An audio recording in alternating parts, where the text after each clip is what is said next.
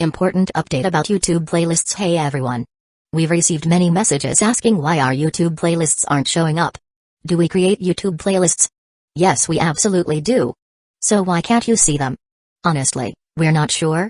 We've been in contact with YouTube support for several months now, but we still haven't received a clear answer or solution. After much discussion, our team has decided to take matters into our own hands. We believe the issue might be related to the number of playlists we've created on a single channel, possibly too many. Our solution? We're launching 2 additional YouTube channels, giving us a total of 3. This way, we can organize our audiobooks better and avoid the playlist visibility issue in the future. This change only affects our YouTube audience. If you're a patron supporter, you can still access all our audiobooks by visiting the collection menu on Patreon. Thanks so much for your time and continued support. Happy listening, and he was still growing. He showed no weakness, swinging his fist, as large as a bowl, head-on. It collided with the headquarters ensign's iron knuckles in midair, instantly producing a dull loud noise.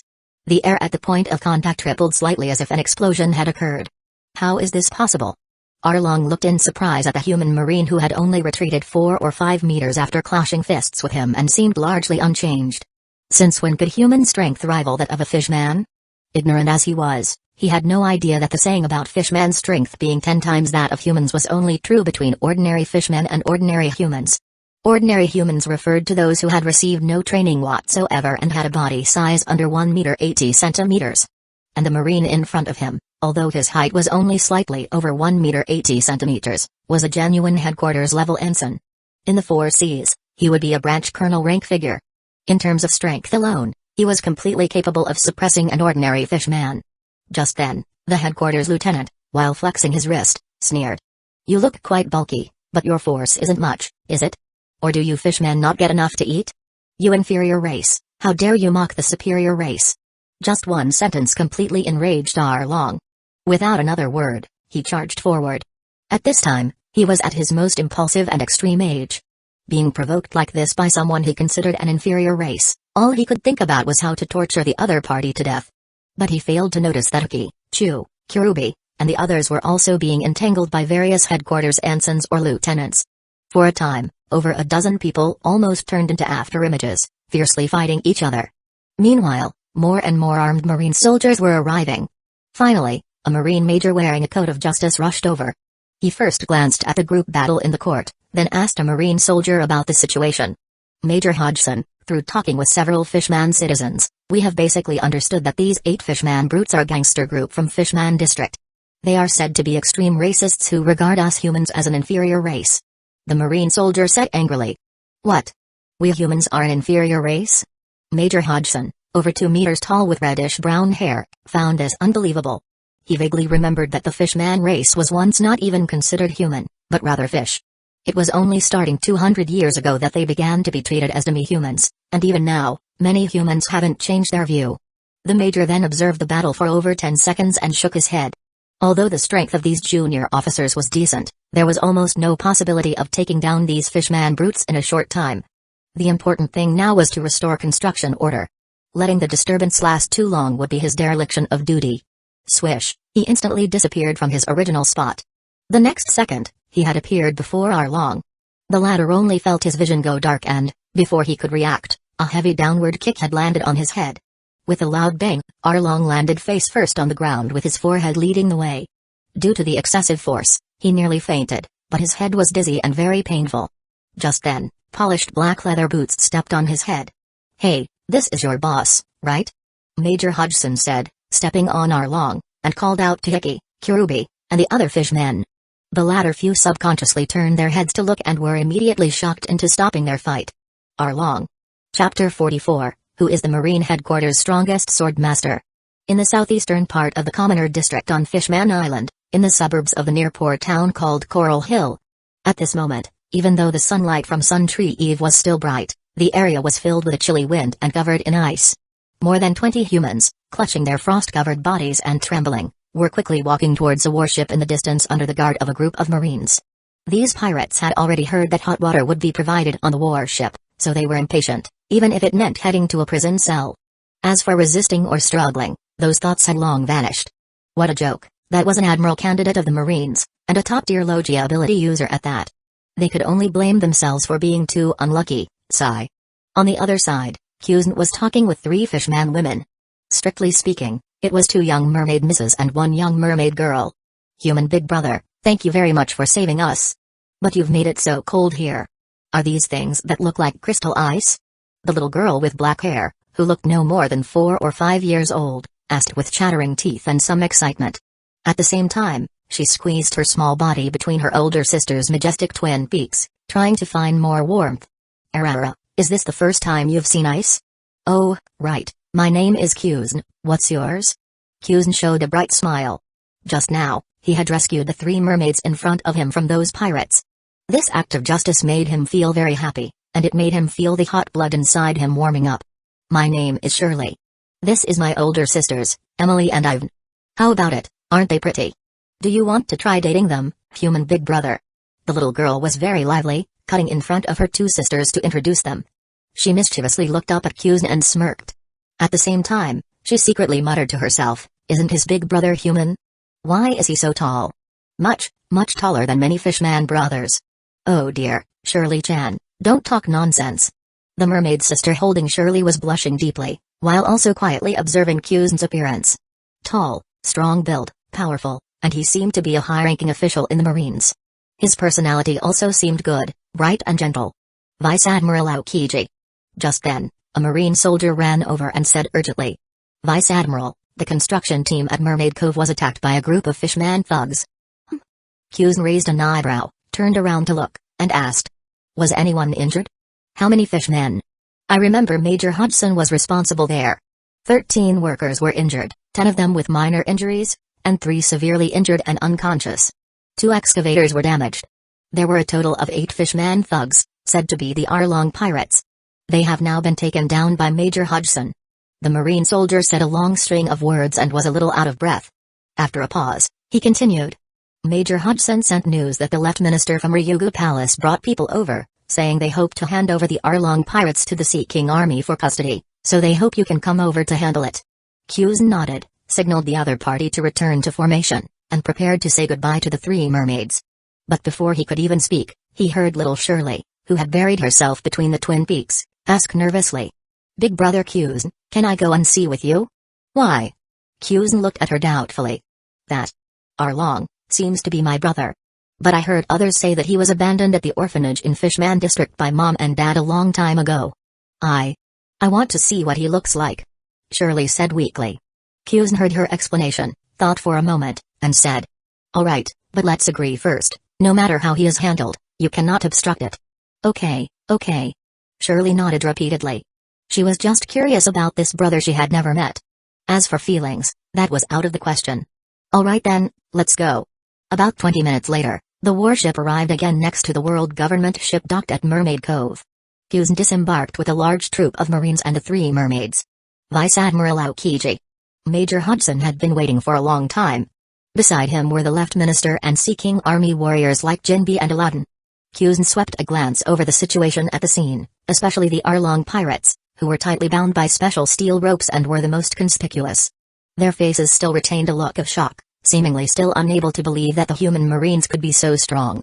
Vice Admiral Aokiji, I am truly very sorry that such a malicious incident actually happened here.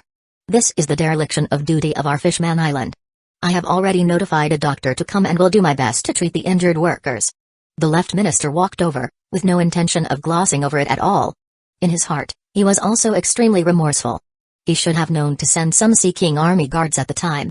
They had previously thought that since the Marines were responsible for security, nothing should happen, and the fishmen of their country were actually quite gentle.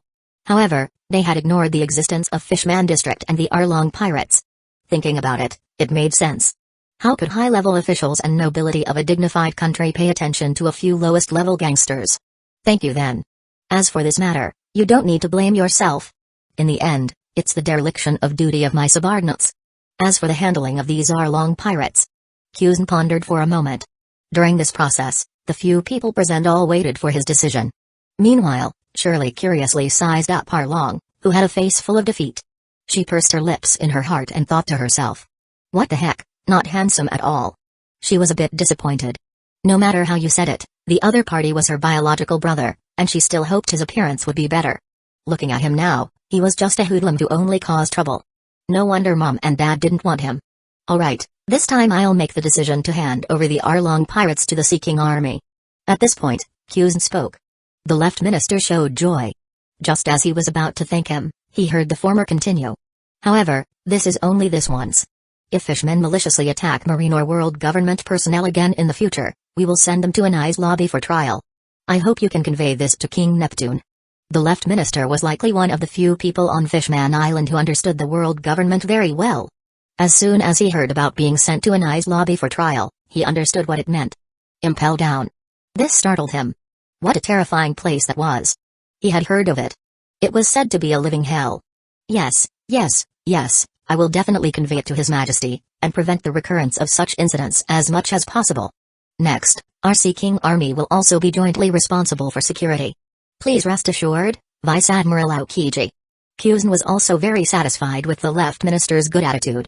He instructed Major Hodgson, saying, "Hand over the Arlong pirates to the Seeking Army." Yes, Vice Admiral Aokiji. The major naturally had no objection. He turned around to handle it and personally handed the people over. Kuzen's gaze fell on Jinbi and Aladdin. He asked with a smile. These two are the important fishmen personally designated by Fleet Admiral Kong, right? He had already seen the relevant files before coming. He was also very supportive of the formation of the Fishman unit. The speed and strength of fishmen in water were indeed remarkable, but he had no interest in Fishman karate at all. Yes, I am Jinbi. Please give me more guidance in the future, Vice Admiral Aokiji. Jinbi behaved very steadily and appropriately, and his gaze was also very peaceful. This gave Kuzen a very good first impression. I am Aladdin. I am very interested in human swordsmanship. May I ask who is the strongest swordsman in Marine headquarters? Aladdin asked curiously. Swordsmanship? Kuzen was taken aback. He thought for a moment and muttered to himself, speaking of swordsmanship, I remember Sakazuki practiced for a while before, but later stopped using it. As for now, it should be Borsalino, right? Besides that, he really couldn't say who was the #1 sword master in Marine headquarters, although he occasionally liked to use a blade too. Clearly, looking at the training content from Marine headquarters, they trained swordsmanship starting from the lowest level Marine soldiers, but in the later plot, no famous great swordsman appeared. Kizaru and Giant seemed to be, but it wasn't specifically mentioned that they were great swordsmen. Instead, other groups often had top tier. Chapter 45, Seeking Follow-up reads.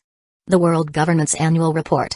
Inside the Room of Authority, Im was reading the annual report that the 5 elders had just delivered, the full title being the World Government Marine Calendar 1497 Annual Work Report. To be honest, his former self wouldn't have even looked at this kind of thing, because to him, both the world government and the celestial dragons were merely tools to control the entire world. He firmly believed that relying on his own strength and the national treasure in his hands was enough to suppress the entire Great Sea. The key is that this new Im is not like that. As a transmigrator, he is very clear about the importance of tools. His own strength is important, but making the tools easier to use doesn't conflict with the former, does it? Therefore, the purpose of this report was to first understand the specific situation of the tools in his hands. The report contained a lot of content. Im counted a full 50 or 60 pages. Even so, he could only patiently read through them page by page. The entire process took over 3 hours, because while reading, he was also thinking, occasionally stopping to reread several times. To be honest, it was quite dry, but with his work experience from his previous life, it wasn't difficult. Coupled with the constant reminder in his heart that these were all his own influence and industries, he was full of excitement. Oh! Finally, Im finished reading the last page of the report. While placing it on the coffee table, he let out a long breath. It wasn't that his body was particularly tired, after all, with his strength, this amount of work was insignificant. It was just that the information volume received was quite large. As mentioned before, his former self didn't look at these things at all, so the content written in the report was basically unfamiliar information to him. Moreover, the sheer scale of the world government was far beyond what his previous small company could compare to. Overall, the few areas he was most concerned about were now clear, giving him a relatively concrete understanding of the world government. First, regarding finances, the total income last year was 784.3 billion Bailey. The main income came from the heavenly tribute paid by affiliated countries, with some secondary channels adding up to about 300 billion Bailey. Currently, the world government has over 170 affiliated countries under its banner. According to regulations, each nation must submit 3 billion Bailey. This means that, Including the income from secondary channels, there should be 810 billion baili annually. But only 784.3 billion baili was received.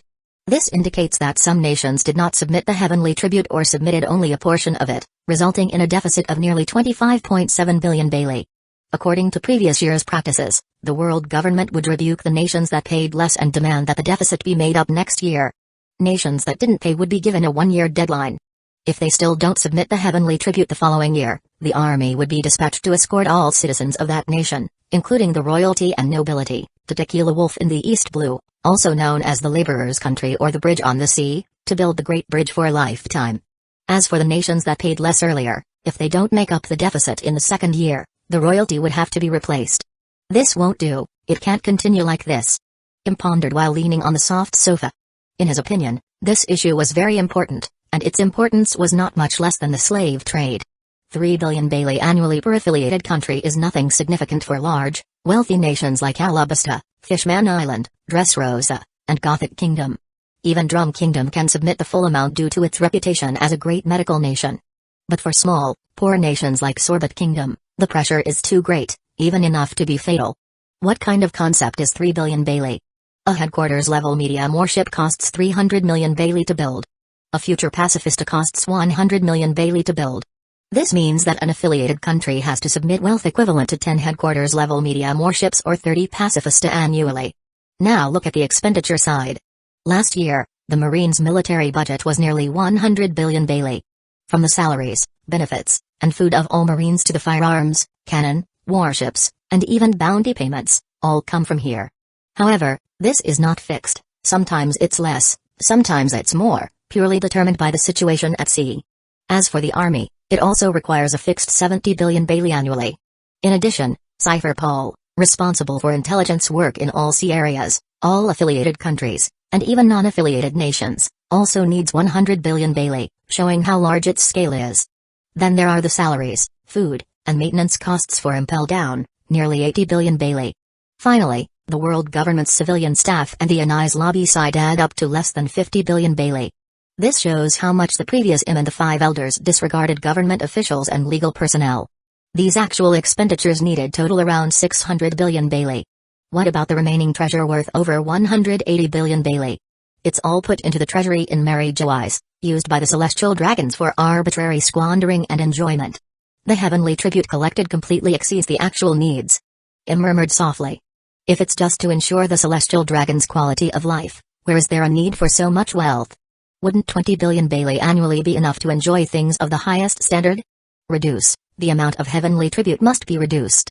Ideally, it should be charged flexibly based on each nation's situation and proportion. But he also knew this couldn't be rushed. Currently, this year's reverie is about to be held. If everything is put on the table all at once, it will definitely cause great chaos. First, have Cypher Paul investigate which affiliated countries are suffering from destitution due to excessive heavenly tribute, and then clarify whether it's truly unbearable for the entire nation, or because the nation's royalty is apportioning it to the citizens. For those that are truly unbearable for the entire nation, like Plymouth's Sorbet Kingdom, the amount of heavenly tribute can be appropriately lowered. First, ensure they can basically survive. Im had already decided on the agenda item for the next reverie in his heart.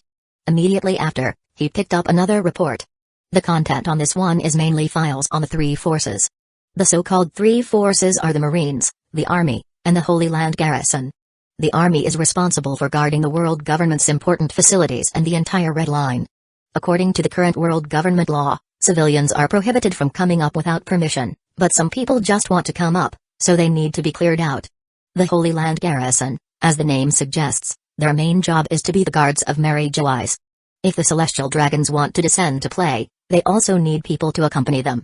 Regarding these 2 troops, Im is not concerned at the moment. Perhaps there will be major actions in the future. The Marines. According to the report, the total military strength of the Marines is currently around 500,000. The Marine headquarters and all G branches and branches in the Grand Line add up to around 50,000. The other 4 Cs share a total of 450,000, but it's not an average distribution. For example, the East Blue, being the most peaceful, has relatively fewer. In fact, affiliated countries themselves have their own army, and the Marines only need to be responsible for order at sea, so there aren't excessive demands for military strength. Their main need is warships. As of now, the Marines have 70 Warbeast-class large warships used for buster call, 1,000 headquarters-level medium warships, 50 of which are permanently stationed at Marine headquarters, the remaining 900 are dispersed among the various G branches, and over 4,000 small warships are in the roughly 200 branch bases in the 4 seas. It's the same. Not evenly distributed. Relatively speaking, the G branch bases in the New World definitely need more warships. After all, they are facing the most ferocious and strong pirate force. No wonder the 5 elders have been suppressing the Marines' development, both in military power and authority. It is indeed a bit too much. Im muttered softly in thought. At this stage, the Marines definitely cannot be touched, but in the future, a way to balance things out is indeed needed. Thank you very much for the 100 tip from, reader name, seems like garbled text. This is the first tip for this book. I'm very excited. Thank you again for your tipping action. It has provided me with considerable motivation. Regarding the basis for the total military strength of the Marines 1. It is known that the permanent military strength of the G8 branch is 1,000 people, so the 8 G branches total 8,000 people. 2. Marine headquarters should have more permanent military strength than the G branches, let's say it has 10,000 people. 3. The Marines set up a Marine branch near each affiliated country. There are naturally some in the Grand Line as well, but the military strength of each branch cannot be more than a G branch, and the military strength of the 4 Seas branches is even less. 4. It is known that there are over 170 affiliated countries.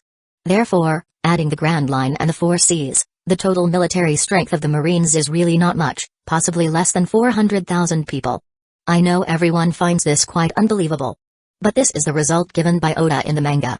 Fortunately, this book has a transmigrator Im as the protagonist, so the subsequent content will involve expanding the military, bringing the military strength of the 3 forces to a reasonable scale. Chapter 46, Requesting Follow-up reads. Everything belongs to the world government. The Marines being overly strong is one aspect, but the structure of the world government itself, in Im's view, also has significant issues, even bigger problems in this area. Thinking of this, he felt a bit annoyed. Casually picking up the red wine from the coffee table, he poured some into the crystal cup, swirled it thoughtfully, and took a sip. Suddenly, holding the glass, he stood up and slowly walked out of the tree house. Perhaps it was psychological, but he felt a bit stuffy, so he came out for a walk. Stepping on the silver-gray ground beneath his feet, under the vast Milky Way of stars, he strolled gently under the bright moonlight, occasionally smelling the fragrance of the red wine. The maids nearby, ready to serve at any moment, didn't dare to look around carelessly. They respectfully lowered their heads, with their hands placed in front of them. As he walked, Im followed his instinct and habitually came to a piano with no embellishments or decorations, its overall appearance being pure silver. This piano has a name, given by his previous life Im 342 years ago, called the Moon God Piano. Im glanced at the full moon in the sky, casually sat on the piano stool, conveniently placed the bright red crystal cup aside, and his right finger gently brushed over the black and white keys. Over these past few hundred years, his previous life stayed deep within Mary Jo eyes and wasn't completely idle. After all, he was also a person and needed to relieve boredom, thus intermittently coming into contact with many things. However, only 2 things could make him engrossed: music and painting. Comparing the 2, his fondness for music was a bit greater. However, this so-called music of his had nothing to do with singing, it purely referred to playing musical instruments. The long years and time allowed him to master many musical instruments, and his proficiency would be considered modest even if described as mastery. And among the many musical instruments, his previous life loved the piano the most. Sitting in front of this Moon God piano, memories of many past solo performances under the moon gradually surfaced in Im's mind. Immediately, his slender fingers felt a bit difficult to restrain, so he simply raised both hands and slowly played one note after another. As he played, he became more and more proficient, his 10 fingers becoming more and more nimble. At first, he only played the melodies his previous life often played. Before long, the melodies suddenly changed drastically, becoming grander, stronger, and full of spirit. This scene subconsciously attracted the maids, who cautiously watched with their peripheral vision. The name of this piece is called Giant Fortress. It was one of Im's favorite tracks when he was following anime back then. The soul-stirring piano melody caused his mind to fall into deep thought once again. Although the departmental structure of the world government looks somewhat decent, upon closer examination, one will find many shortcomings. In terms of administration, the highest department is the Political Affairs Department, managed by St. Topman Warcurry. Below the Political Affairs Department are the Administrative Department and the Finance Department. The Finance Department is responsible for the issuance of Bailey, the management of banks, and the collection of heavenly tribute, while the administrative department manages more things and a wider scope, responsible for construction, taxation, audit, industry, and so on. But the problem lies in, firstly, the staff in each department are few, and secondly, the departmental divisions for each area are too simplistic. This gives people a feeling of being very complex and chaotic. Of course, the so-called few people is in his view, because according to his own future plan, the number of government staff is far from enough with the current numbers. For example, after this reverie, the next reverie will have to start addressing the issue of heavenly tribute reform. If one wants to follow the system of United Nations membership fees from the previous life and charge flexibly according to proportion, it's impossible for those affiliated countries to calculate it themselves, because it needs to consider a nation's population, economy, industry, and other aspects. In the previous life, most nations and the United Nations itself had finance teams, while the development levels of the affiliated countries in this world vary greatly. A large portion even remain in ancient society. Even a large nation like Alabasta would find it difficult to have many sufficiently excellent, professional financial talent. As such, if one wants to implement proportional charging, the world government must bear this heavy responsibility, assessing the actual situation of each affiliated country. This would require a great many professionals from various fields. The problem arises again, where do the professionals come from? Logically speaking, they should naturally be selected from specialized training schools. But according to the actual situation he has seen, the world government simply doesn't have a department related to education. Most of the affiliated countries under its banner also don't have many schools. Education among the nobility is conducted in the form of private tutors, while for the lower class civilian, it can only be passed down orally by older elders. In other words, if he wants a large number of professionals, he must first start by building schools. How despairing is that? For a moment, the melody under Im's fingertips changed again, sounding like it contained much more annoyance, helpless negative emotions.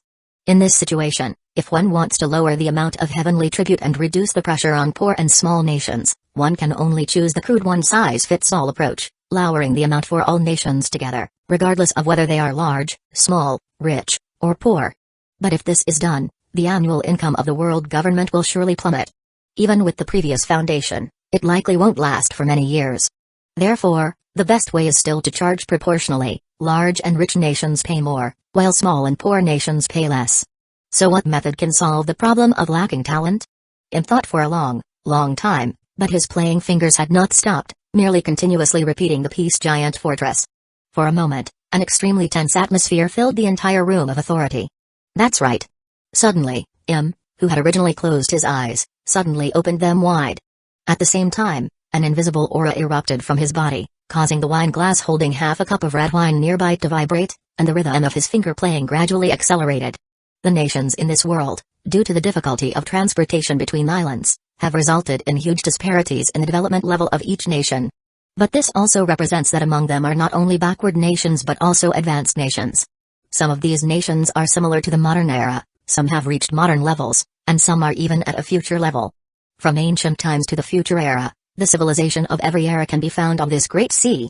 This is its most incredible aspect. This is another kind of complete set of internal organs, it's just that the positions of the organs are a bit messy. North Blue. That's right, what Im thought of was it. This is a sea area that possesses a large amount of heavy industry, cities and hospitals with a modern style. In such a place, it's impossible not to have a relatively mature education industry. Modernized industry and commerce definitely require a large amount of talent in technology, medical treatment, and finance. Besides this, in other sea areas, although relatively fewer, there are also islands with higher levels of civilization, for example, Lobe Town in the East Blue, Water 7 on the Grand Line, future country Baltimore, and so on. Then the world government can completely recruit, or even conscript, the talent needed in various aspects from these nations, to expand the various departments of the government. The more Im thought about it, the more excitement he felt. He realized he had previously entered a misconception. The most suitable management method for this world is not blindly developing from scratch, farming, but the deployment of talent and the deployment of resources. What is needed only needs to be found where it exists, because this great sea has everything. It just depends on whether one can find it, whether one knows how to look, and how to utilize it well after finding it. For example, an affiliated country has no electricity, doesn't even have the ability to manufacture basic parts, and is completely an ancient nation. According to common sense, it should be built from scratch. This is the conventional approach for most transmigrators. As for him, he He only needs to have people from another modernized affiliated country send the required materials, equipment, and talent over. Isn't this also the biggest reason he valued the sea train? Although there is no sea train now, simply transferring the needed professionals from various nations by ship is also fine. At most, it's just a bit more troublesome. What the world government doesn't have is fine, as long as an affiliated country has it. In a word, what belongs to the world government belongs to the world government. What belongs to the affiliated countries also belongs to the world government. As for non-affiliated countries, they can naturally also belong to the world government. Stopping his playing, Im happily picked up the wine glass nearby and leisurely brought the bright red liquid to his mouth. Chapter 47, Seeking Follow-Up Reads. The Two Fierce Cats of the South Blue. Rumble, a dazzling lightning bolt flashed across the sky, illuminating the dim great sea covered by dark clouds, but it was only a fleeting radiance. The dark blue sea waves constantly tried to shake the towering red line but only ended up shattering. Splash, a marine warship covered in gun barrels could be seen rushing down from a place whose top could not be seen, following Reverse Mountain's mountain climbing current like a brute beast, plunging fiercely into this sea area, which was immeasurably larger than the Grand Line. Next, a completely identical brute beast would dive down every 10 minutes, until a fleet composed of 5 warships, much larger than ordinary sea ships, appeared clearly on the sea surface below Reverse Mountain. To encounter this kind of stormy weather right upon arrival, Dragon, wearing a green suit and a coat of justice, pushed open the cabin door and walked onto the deck, feeling quite speechless as he looked at the gloomy sky, the whistling gale, and the heavy rain. However, because of the hurricane fruit ability, the invisible air current surrounding him would naturally shield him from all wind and rain. After many days of voyage, they finally arrived at the South Blue.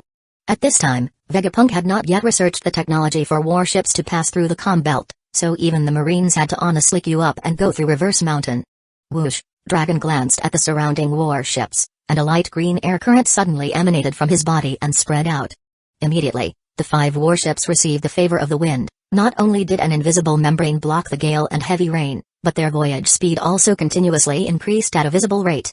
He deeply understood the principle of speed in military operations. The area of the South Blue is very, very large. Moreover, although the climate of the 4 seas is not as extreme and sudden as the Grand Line, it doesn't mean it's very stable. It's just that compared to the extreme and sudden climate of the Grand Line, the climate of the 4 seas is relatively stable and orderly. That is to say, if in the Grand Line, stormy climate comes and goes as it pleases and leaves just as quickly, the duration is quite short, but no one knows if the next will be hail or a tornado. On the 4 seas side, the duration of a climate is relatively normal, lasting for several days and nights is not a problem. In this way, the time taken for the fleet to reach its destination will greatly increase. At this time, the Marines of various ranks who were originally inside the cabins gradually discovered this miraculous aspect. Except for those who needed to stay at their posts, they all walked out onto the deck and happily breathed the fresh air. Rear Admiral Dragon, your ability is really convenient, truly worthy of being a Logia system. A Rear Admiral carrying a long saber in a red sheath walked over and smiled. In this operation, Rear Admiral Avane temporarily served as the adjutant. At Marine headquarters, only Vice Admirals are assigned long-term adjutants, and this time was an exception. Logically, as a Rear Admiral, Dragon shouldn't be the commander of 5 headquarters warships, but now he is, so an adjutant is needed to assist in commanding the fleet. However, Rear Admiral Avane had no complaints. Firstly, as Garp's son, Dragon would certainly be treated differently. After all, few Marines don't respect that Marine hero. Secondly, Dragon's strength was enough to be convincing. Dragon, who was not an ability user before, had martial arts and hockey levels that exceeded the average level for the Rear Admiral military rank. Now, with the addition of the top-tier Logia Hurricane Fruit, he must have become even stronger. Many Marines now compared him to Sakazuki, Borsellino, and Kuzan, the 3 Admiral candidates. However, Dragon himself was clear about his own situation. He had only eaten the Hurricane Fruit for about a year, and the development level was difficult to compare with those 3 who had been cultivating this path for over a decade. Therefore, his main combat power was still focused on martial arts and hockey. Have you clarified the situation regarding the marine branches around the Tutmos Kingdom?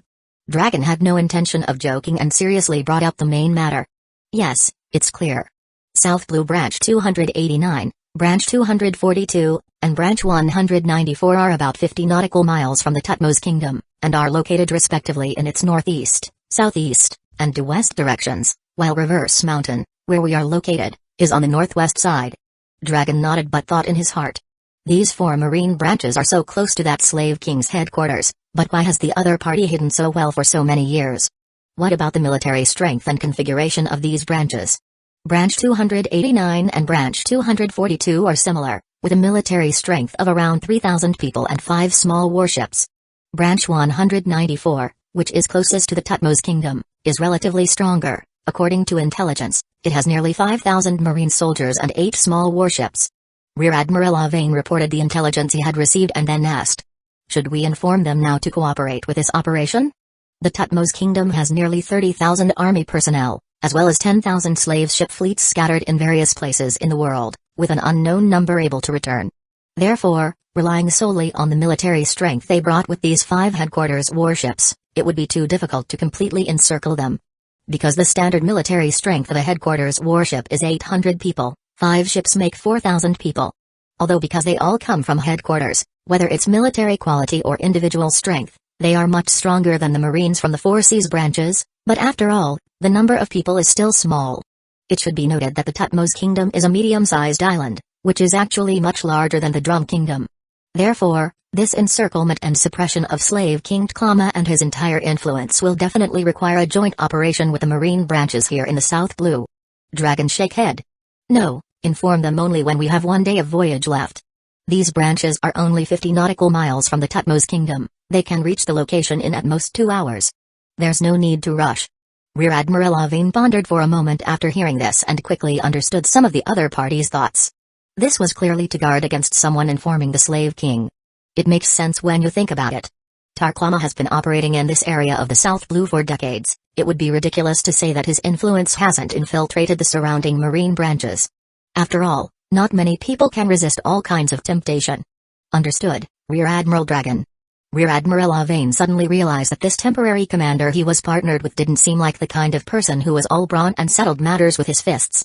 Cough cough, although it might not be appropriate to say this, but Vice Admiral Garp's impression on everyone is like that, so they assumed Dragon was similar.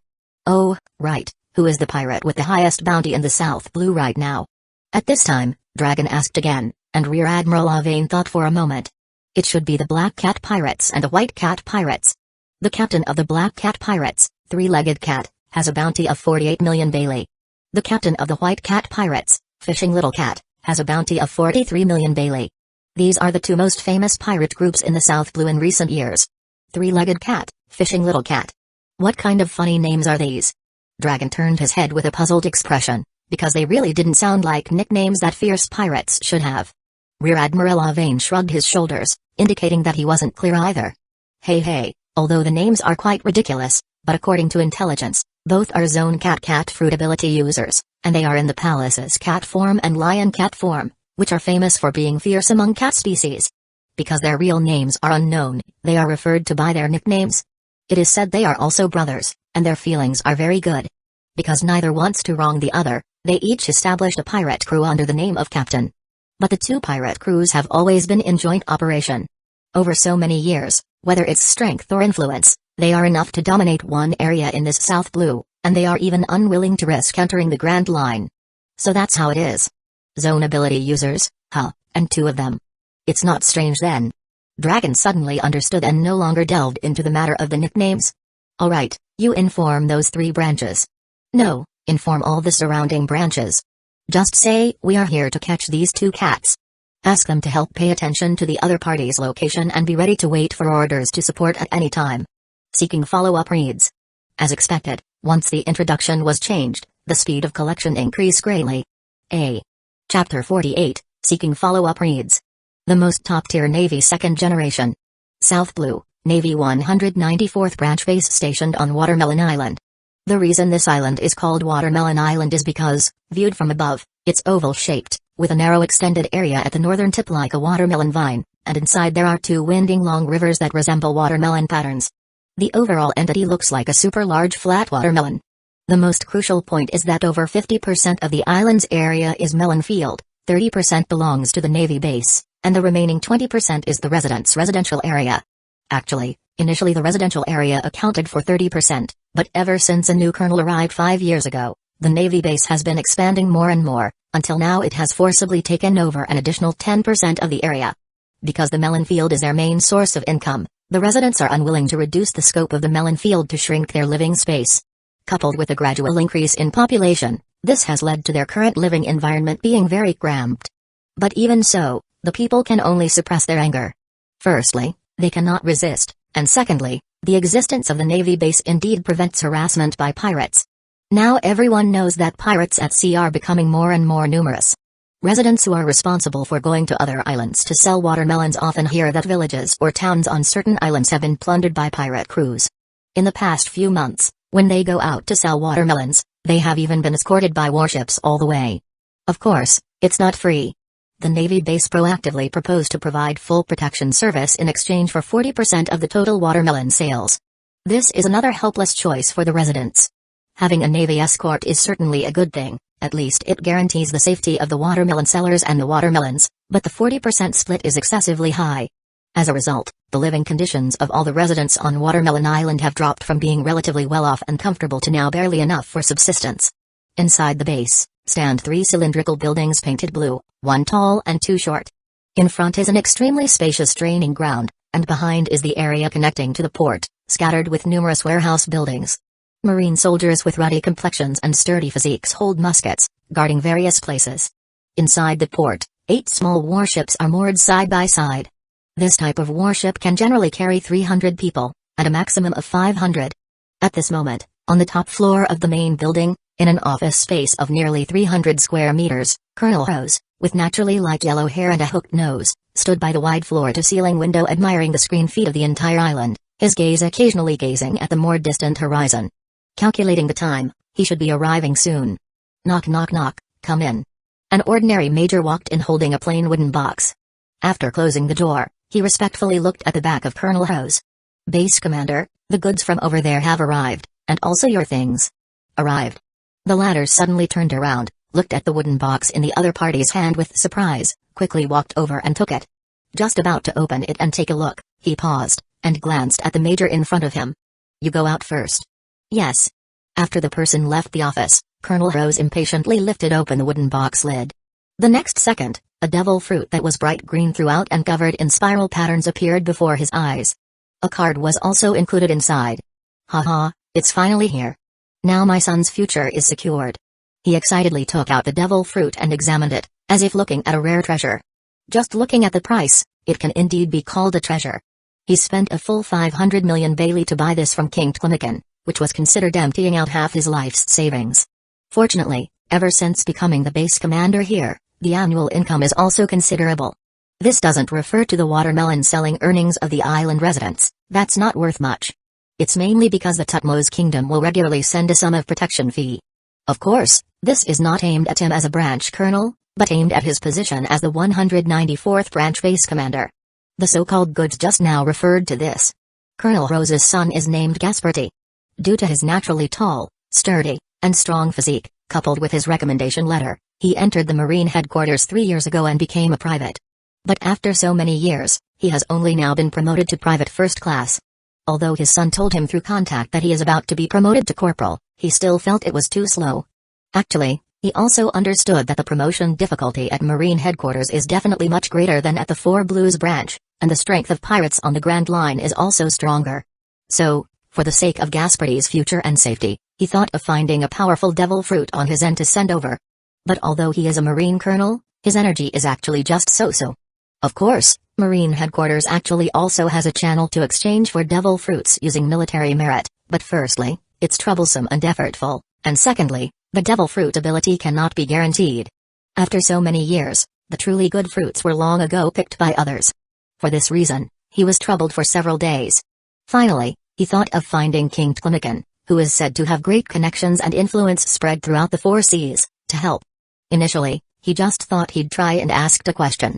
But not long after, the other party was actually willing to provide a devil fruit that sounded very reliable.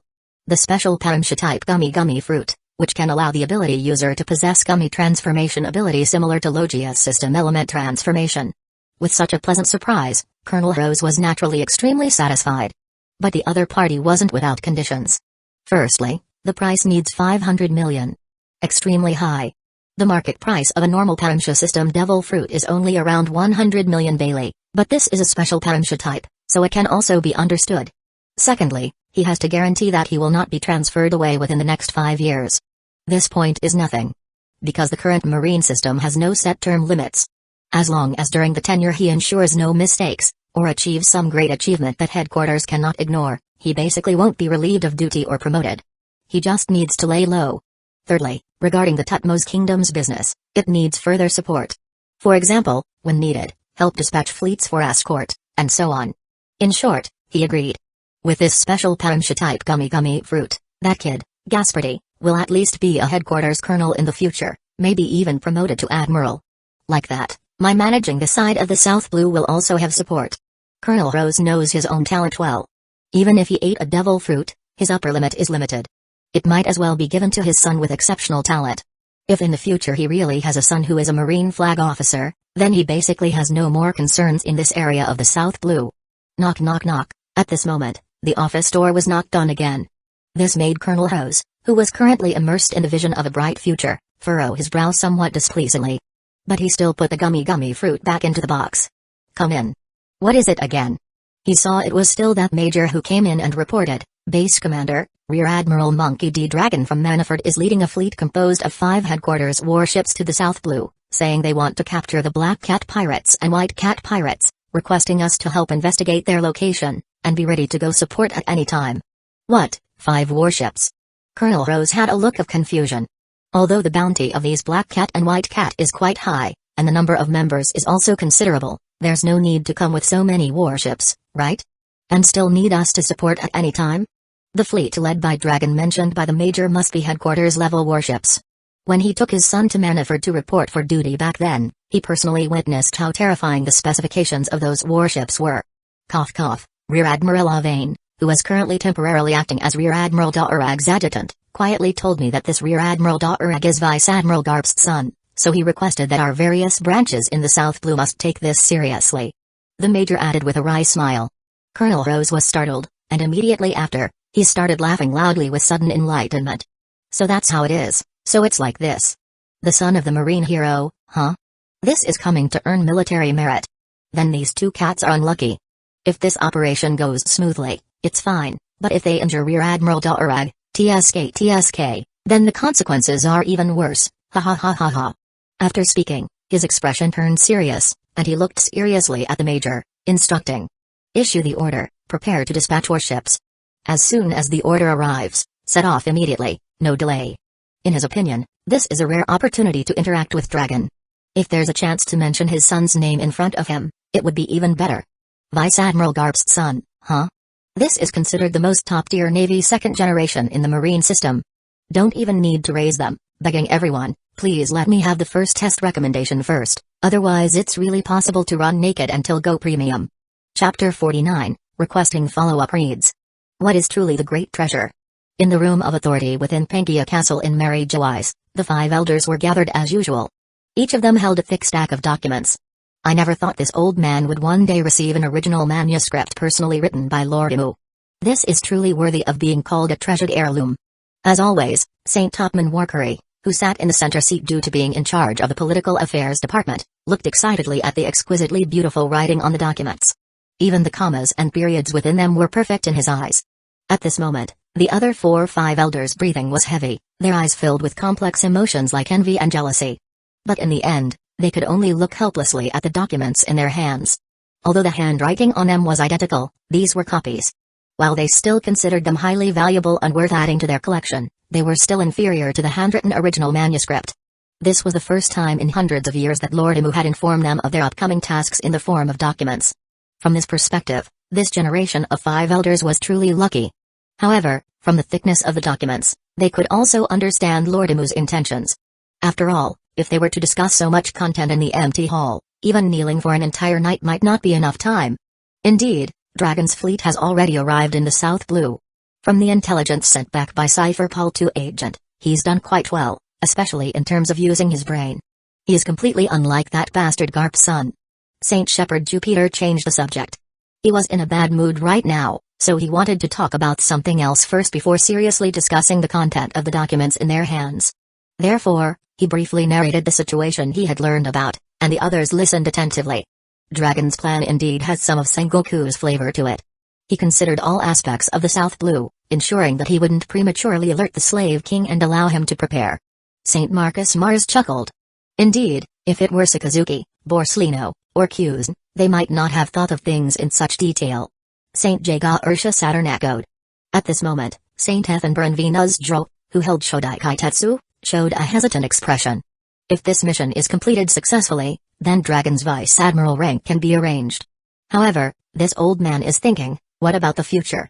Because he was the highest commander of the world government's whole army, and the so-called commander-in-chief of the entire military merely handled the complex practical work for him, he was more sensitive in this regard. You're referring to the admiral position, right? That is indeed a big problem. St. Topman Warcurry also became serious, as Marine admirals represented the world government's highest combat power and had to be taken seriously. Since the founding of the world government, it has been stipulated that there can be a maximum of 3 Marine admirals. Currently, Sakazuki, Borsellino, and Kuzn have been confirmed as admiral candidates. So, what about Dragon in the future? Dragon's talent, strength, and devil fruit ability are comparable to these 3 in every aspect. Moreover, he is the son of Marine hero Garp, with an even purer lineage and impeccable background. So, logically speaking, Dragon is fully qualified to become a Marine admiral, but there aren't enough spots. They can't just give him the title of admiral candidate and make him sit on the bench for decades, can they? After all, Dragon doesn't have much of an advantage in terms of age either.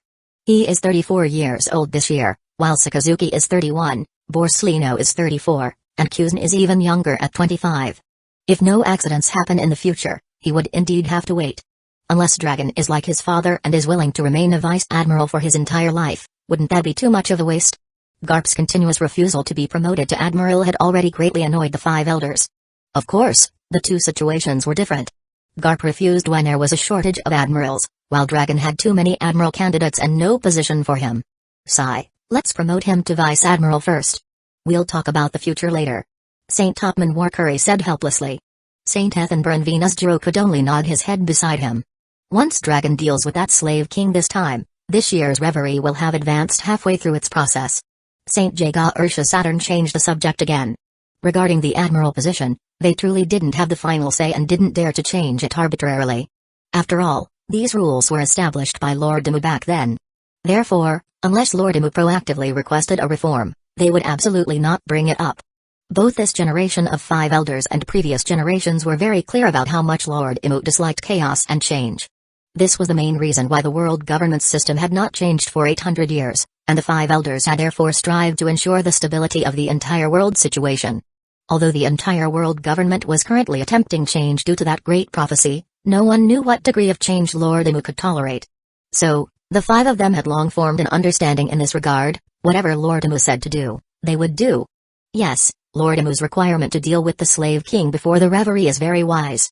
It resolves many potential unexpected situations. St. Marcus Mars asked. But there is still a big problem before us. After the agenda item is passed, what should we do with the hundreds of thousands of slaves on Mary Joyce? In this glamorous Holy Land, a large number of slaves bought by celestial dragons were held captive. They were all considered high quality and top quality. The women were beautiful and cute, the men were strong and capable, or they possessed some special skill, or they were some kind of demi-human. After all, these were slaves that the celestial dragons had taken a liking to and were willing to bring back. What else can we do? Kill them. St. Ethan Branvinus stroked the scabbard of Shodai Kaitetsu and replied expressionlessly, then continued. If they are released, given their hatred towards us celestial dragons, it will definitely cause a certain negative impact. Most of them might even turn to piracy. The number of pirates is already constantly increasing. His words caused the other 4 to fall silent.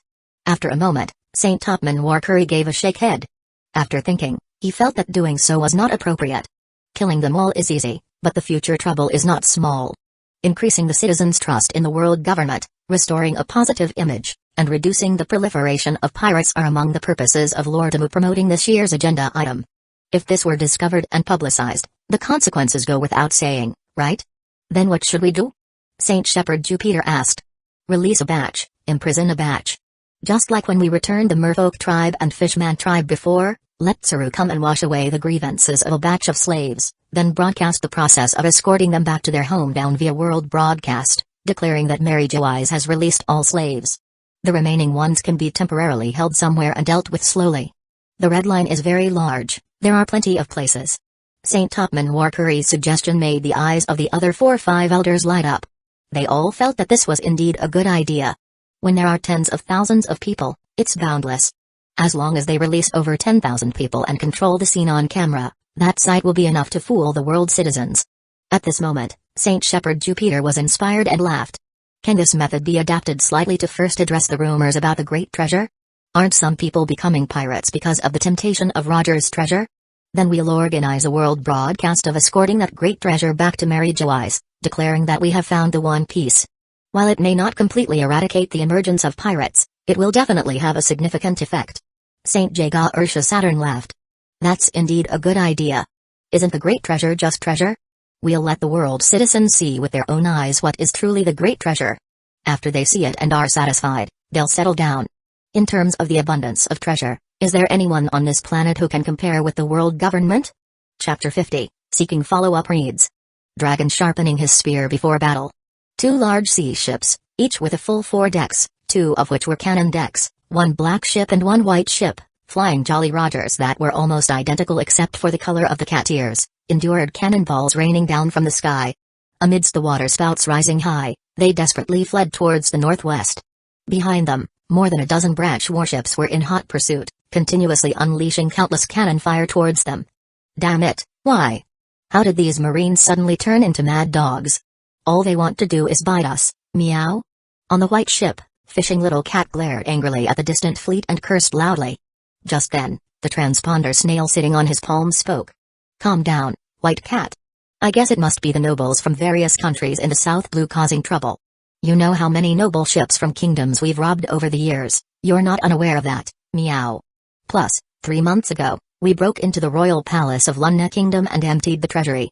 I figure this matter completely angered the nobles, so they spent a fortune to get these Marines to catch us, meow.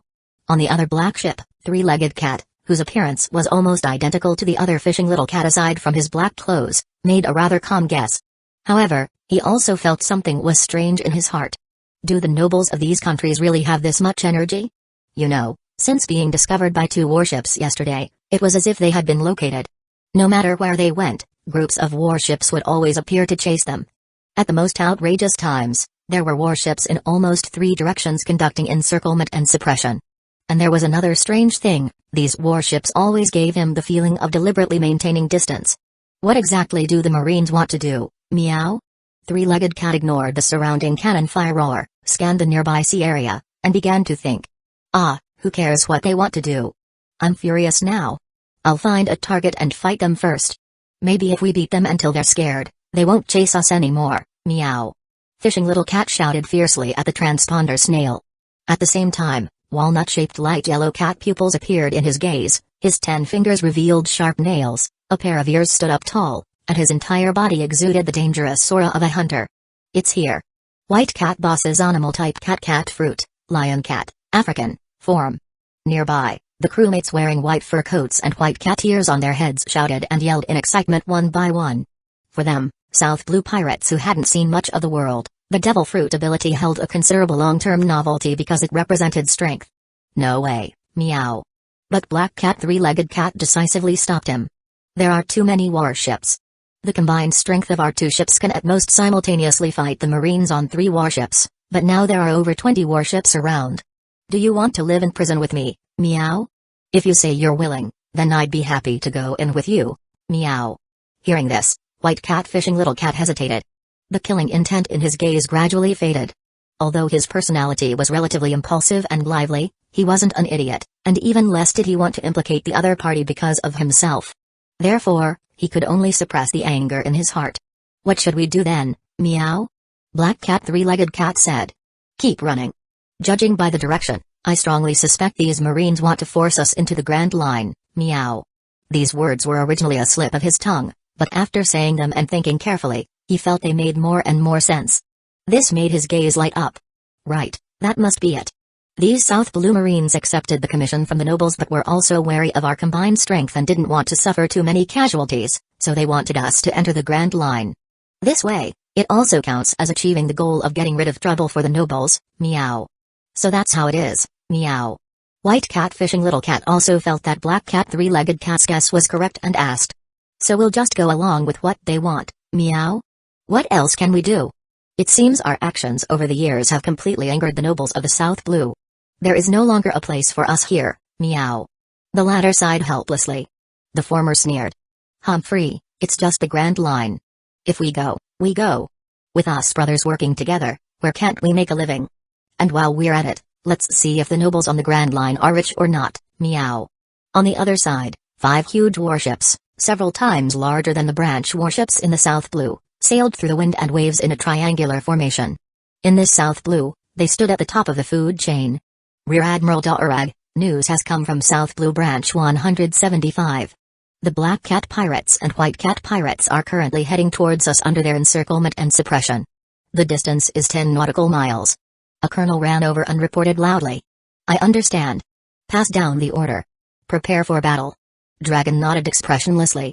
Rear Admiral Avane beside him let out a chuckle. These South Blue Marines are really enthusiastic. Actually, Dragon hadn't anticipated the matter developing like this before. He originally just wanted to use the name of capturing Black Cat and White Cat as a pretext, take a small detour and then head to the location of Tutmo's kingdom, and upon arrival that day, notify the 3 nearby Marine branches to come and cooperate, which would count as catching the other party off guard. But who knew that the various branches in the South Blue were like they were pumped full of chicken blood, desperately wanting to deliver these 2 cats right before him. It's said they even prepared to provide support immediately as long as the battle situation on his side became urgent. What does this mean? It means that even if Dragon was a useless show-off, they would find a way to let him eat this cat meat and comfortably earn this military merit. It shows how ignorant these South Blue Marines are. Their level of being a frog in a well-made Rear Admiral Avane laughed constantly these past 2 days. Since that's the case, then we'll take them along the way. 2 animal system pirates with a bounty of nearly 50 million indeed pose a considerable threat in this South Blue. It can be considered eliminating harm for the people. Dragon said calmly, looking at the sea surface ahead.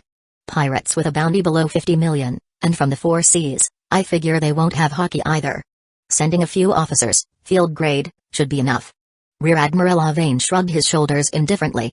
No, I will personally take action, quickly end the battle, then immediately turn, and surprise attack Tutmo's kingdom.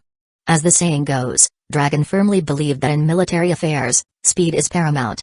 The detour was just for surprise, the speed of the subsequent attack was the top priority. Rear Admiral Avane offered himself. If that's the case, it's not good for you as the commanding officer to take action, right? I can do it for you, guaranteeing a quick battle and quick resolution. No matter what, he was the adjutant this time, feeling he should show something at this time. And getting on good terms with Dragon was also a good thing. Thank you, but I want to personally take action and try out my devil fruit ability. Dragon politely declined the other party. Alright then, Rear Admiral Avane didn't mind either, feeling that his commanding officer wanted to show off a bit in front of him and all the Marines. After all, it was a Logia's system hurricane fruit, it indeed had the capital to show off. And he also really wanted to witness a Logia's system battle scene. But in fact, Dragon wasn't thinking about these messy things. It was simply because he had only recently become an ability user. Coupled with the fact that he had concealed his ability to rebel, opportunities to use his ability in battle were even fewer. So there was indeed some lack in development. He had only fought Cypher Paul Zero Agent before. So he planned to use this opportunity to figure out some useful techniques on those 2 cats. After all, the Slave King he would face later, based on the description in the intelligence, his strength was very strong. At least he had been immersed in hockey for over a decade, plus his Parimsha system Devil Fruit ability for an even longer time. It can also be considered sharpening his spear before battle. Let's talk about the current book data. Collection 832, Recommendation 112, follow-up reads around 90. Currently ranked 42nd in the light novel category on the contracted author new book ranking, considered some progress compared to before. This is all thanks to the support of the great readers who are reading now. Also, I found there are very few chapter comments and comments discussing the plot. What's the situation? The plot up to now clearly has a lot of side content. Everyone can talk about their own thoughts and heads. Also, 3-legged cat, fishing little cat, have you 2 seen? These 2 characters were written based on the ideas of 2 great readers. Chapter 51, Seeking Follow-Up reads. The fiercest cat meets dragon. Black cat, don't these Marines seem a bit off, meow? Fishing little cat stood at the stern, looking at the Marine fleet still hanging back and giving chase. He asked the transponder snail in his hand strangely, as he only had this feeling subconsciously and couldn't pinpoint why. This was when he needed the slightly smarter three-legged cat to clear things up for him. It's the cannon fire, meow. As expected, Black Cat didn't disappoint him this time. The transponder snail, displaying an expression like their third sibling, looked very serious. Those Marines are gradually lowering the frequency of their cannon fire, meow. Three-legged cat, also standing at the stern of the black ship, said this while thinking about the problem with surprise and uncertainty. But Fishing Little Cat on the other side showed delight and laughed loudly. Are they running out of cannonballs, meow? The former immediately shook his head, rejecting this possibility. That's impossible. Everyone knows that in terms of wealth, the Marines of the South Blue rank second among the four seas. Things like cannonballs are no different to them than bullets are to us, meow. Just then, as the last boom exploded in the seawater not far away, the entire world suddenly fell silent. The sound of sea waves hitting the deck once again became the main melody. Black Cat, they've stopped firing, meow. White Cat Fishing Little Cat shouted in surprise. Due to the short distance between the two ships and the cessation of cannon fire, Three-Legged Cat on the black ship's side could faintly hear him even without the transponder snail. Strange, it's too strange. We still have a long voyage to Reverse Mountain, and these Marines still don't seem to be catching up, meow.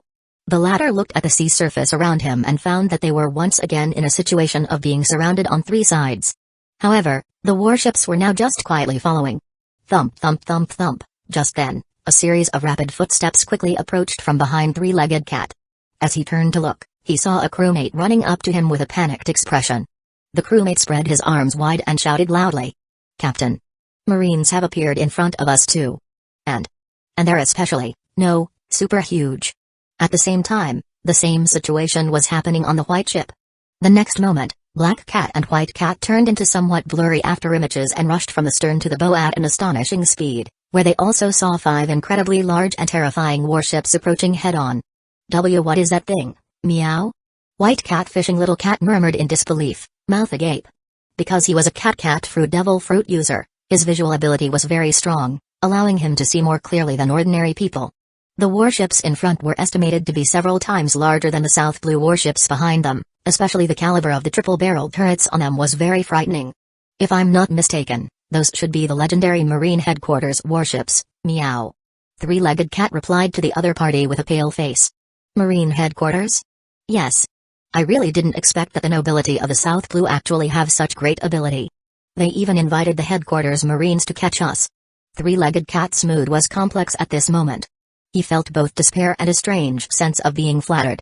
After all, looking at all the pirate crews in the South Blue, he hadn't heard of anyone attracting the attention of the Marine Headquarters. In this regard, they were quite impressive. What am I thinking about at a time like this, meow?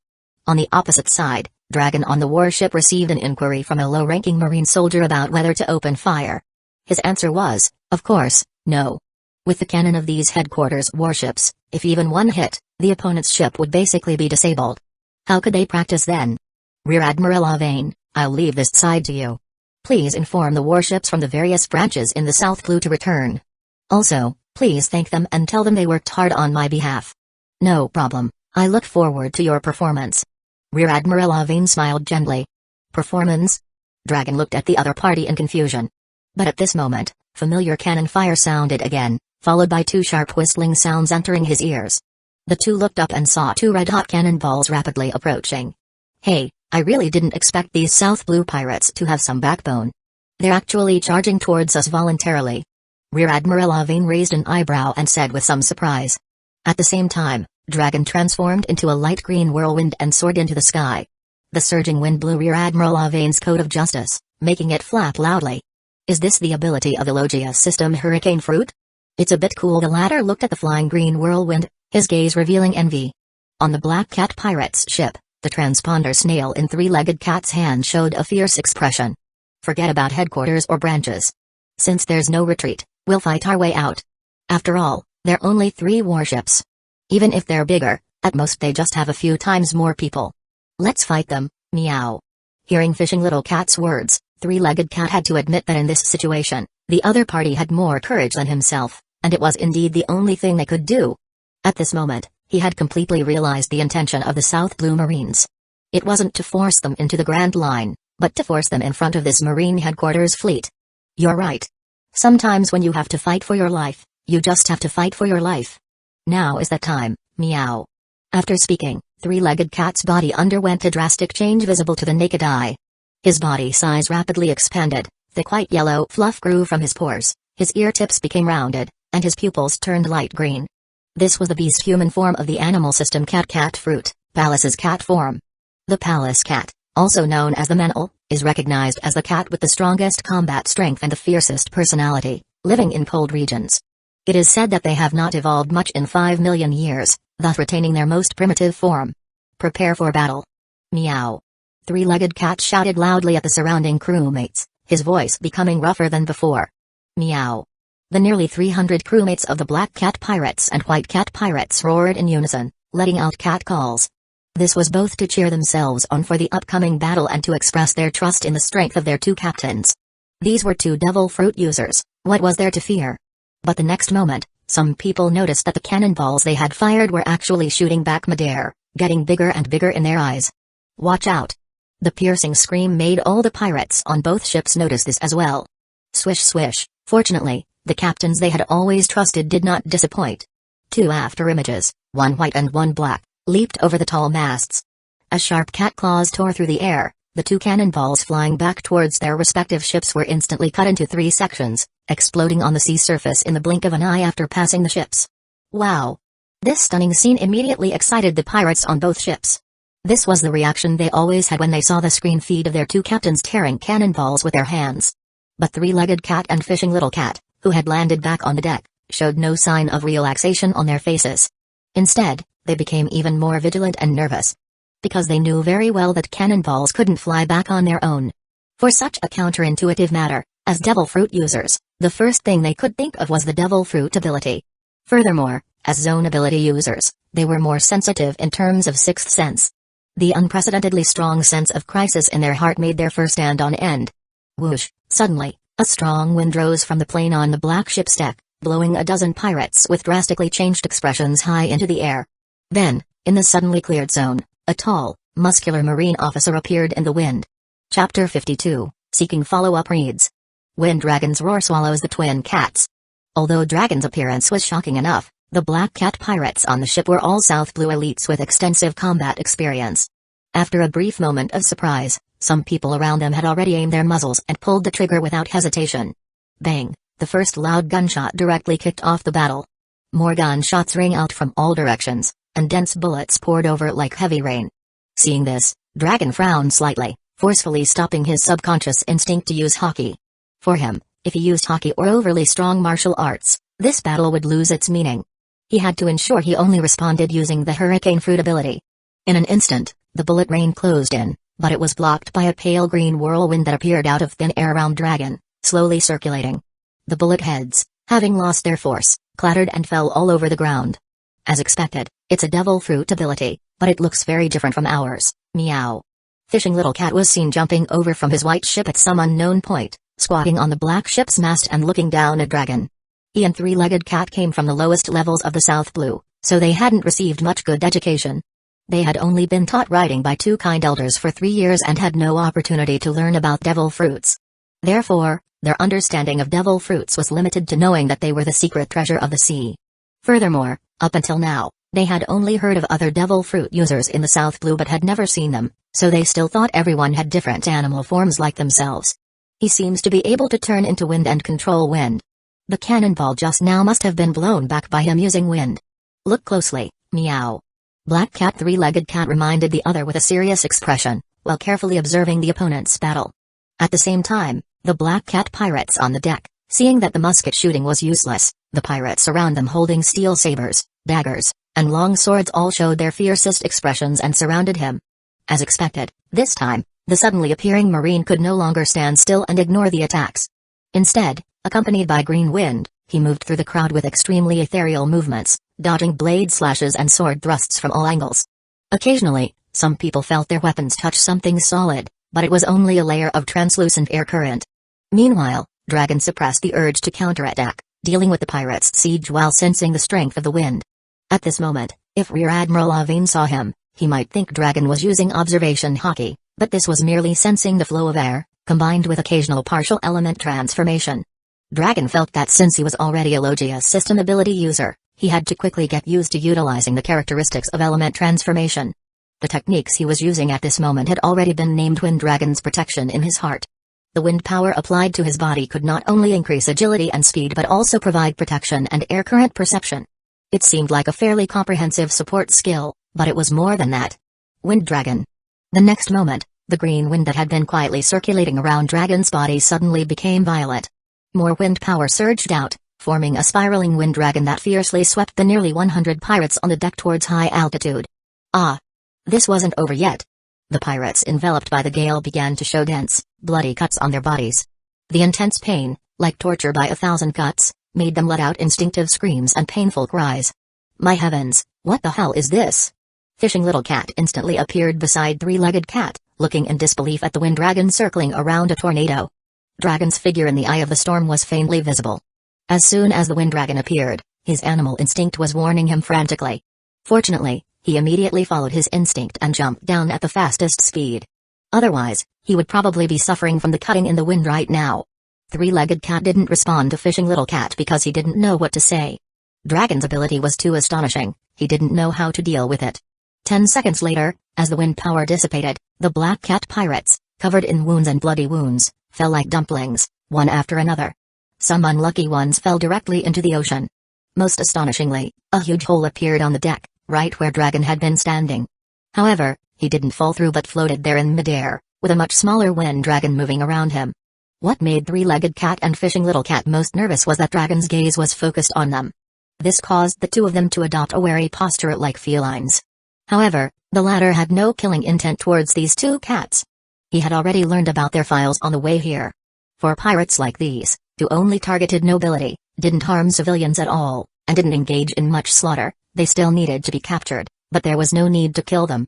However, being stared at like this finally made Three-Legged Cat and Fishing Little Cat unable to hold back. Acting on the idea of striking first to gain the upper hand, despite having no verbal or gaze communication, they attacked Dragon almost simultaneously. The ability users in African lion cat form and Palace's cat form, one on the left and one on the right, were so fast their figures blurred. Without even a single moment of breathing, they approached Dragon in an instant. Their 10 cat claws, capable of cutting metal, fiercely clawed forward. One attacked high, the other low, coordinating with considerable tacit understanding. Black Cat Frenzy Scratch, meow. White Cat Frenzy Scratch, meow. At the same time, the wind dragon on Dragon's body roared out and grew rapidly against the wind, quickly transforming into a wind dragon over 3 meters tall and 10 meters long. It completely ignored Three-Legged Cat's clawing and instead rammed into him, knocking him out. As fast as he came, he went back just as fast. Immediately after, it flicked its dragon tail, whipping the Fishing Little Cat on the other side back. Bang! Bang! Both of them slammed heavily onto the ship's side one after another, spitting out a mouthful of blood. They looked with fear at Dragon, who was slowly floating before them, and the wind dragon moving in midair, staring at them. Actually, as zone users, although the wind dragon's attack was heavy enough, it wasn't enough to make them lose their combat ability. However, the huge gap between their strengths was despair-inducing. Captain! Captain! Just then, the crewmates of the White Cat pirates on the other white ship ran over, gritting their teeth and waving their weapons, stepping on the ropes attached to their grappling hooks. They also saw the strength Dragon displayed, but the two captains usually treated them well. Most of them had previously suffered oppression and bullying from the nobility. It was the captains who appeared, severely dealt with the nobility, and brought them out onto the great sea to live worry-free and unrestrained lives. Therefore, at this moment, even the Black Cat pirates who had been cut by the tornado, as long as they had the strength to stand up, endured their injuries and pain, desperately charging towards Dragon. Captains, quickly escape on the white ship. Yes, run quickly, we'll hold him back. The pirates of the Black Cat and White Cat crews believed that with the strength of the two captains, they would definitely be able to escape successfully. They were devil fruit users. You. Three-Legged Cat and Fishing Little Cat's eyes turned red, but they didn't choose to leave on their own. Instead, they stood up and, together with their crewmates, roared as they attacked Dragon. If we die together, meow. Dragon was also a little surprised to see this scene. He had encountered many pirate crews before, but he had never seen pirates so united, even willing to go to their deaths for their captains. He developed curiosity towards these pirates. Alright, I'll lock you up first. Dragon felt that enough time had passed. The next moment, the wind dragon expanded violently, then exploded with a boom, turning into a surging green gale that swept away everything around, swallowing all the pirates and the twin cats. The white ship and black ship were torn apart and dismembered in the wind. Oh, the faint wind dragon's roar echoed across the great sea. Chapter 53, please follow up. Im's first attempt to open a stargate. Over at Holy Land Marie Joais, after Im sent the world government restructuring plan direction to the 5 elders, his mind felt greatly relaxed. What he wrote wasn't actually very detailed. He merely outlined his general ideas, incorporating many insights and experiences from his previous life. However, during the implementation process, it would require joint research and discussion among the 5 elders and elites from various sea areas in administrative, financial, and other industries. This was destined to be a long-term and extremely complex matter. Fortunately, there were 4 full years until the next reverie, giving them ample time to prepare. At this moment, Im was in the sage time after being busy. He suddenly felt somewhat idle.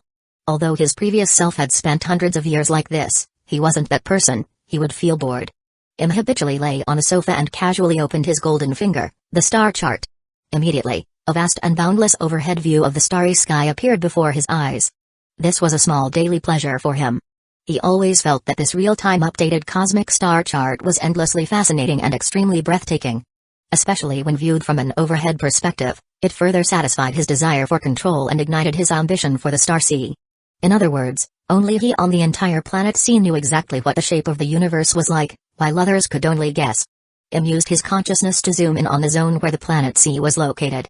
After zooming in more than 10 times, an azure blue planet finally appeared, surrounded by 6 large and 2 small satellites, and itself wearing a red ribbon. This was the pirate world he was in, called the planet sea. Interestingly, among these 8 satellites, the smallest one was a satellite of another satellite. What he found most incredible was that when looking up at the starry sky from within the planet sea, only the moon could be seen. The other satellites were completely invisible, even though some of them were larger than the moon.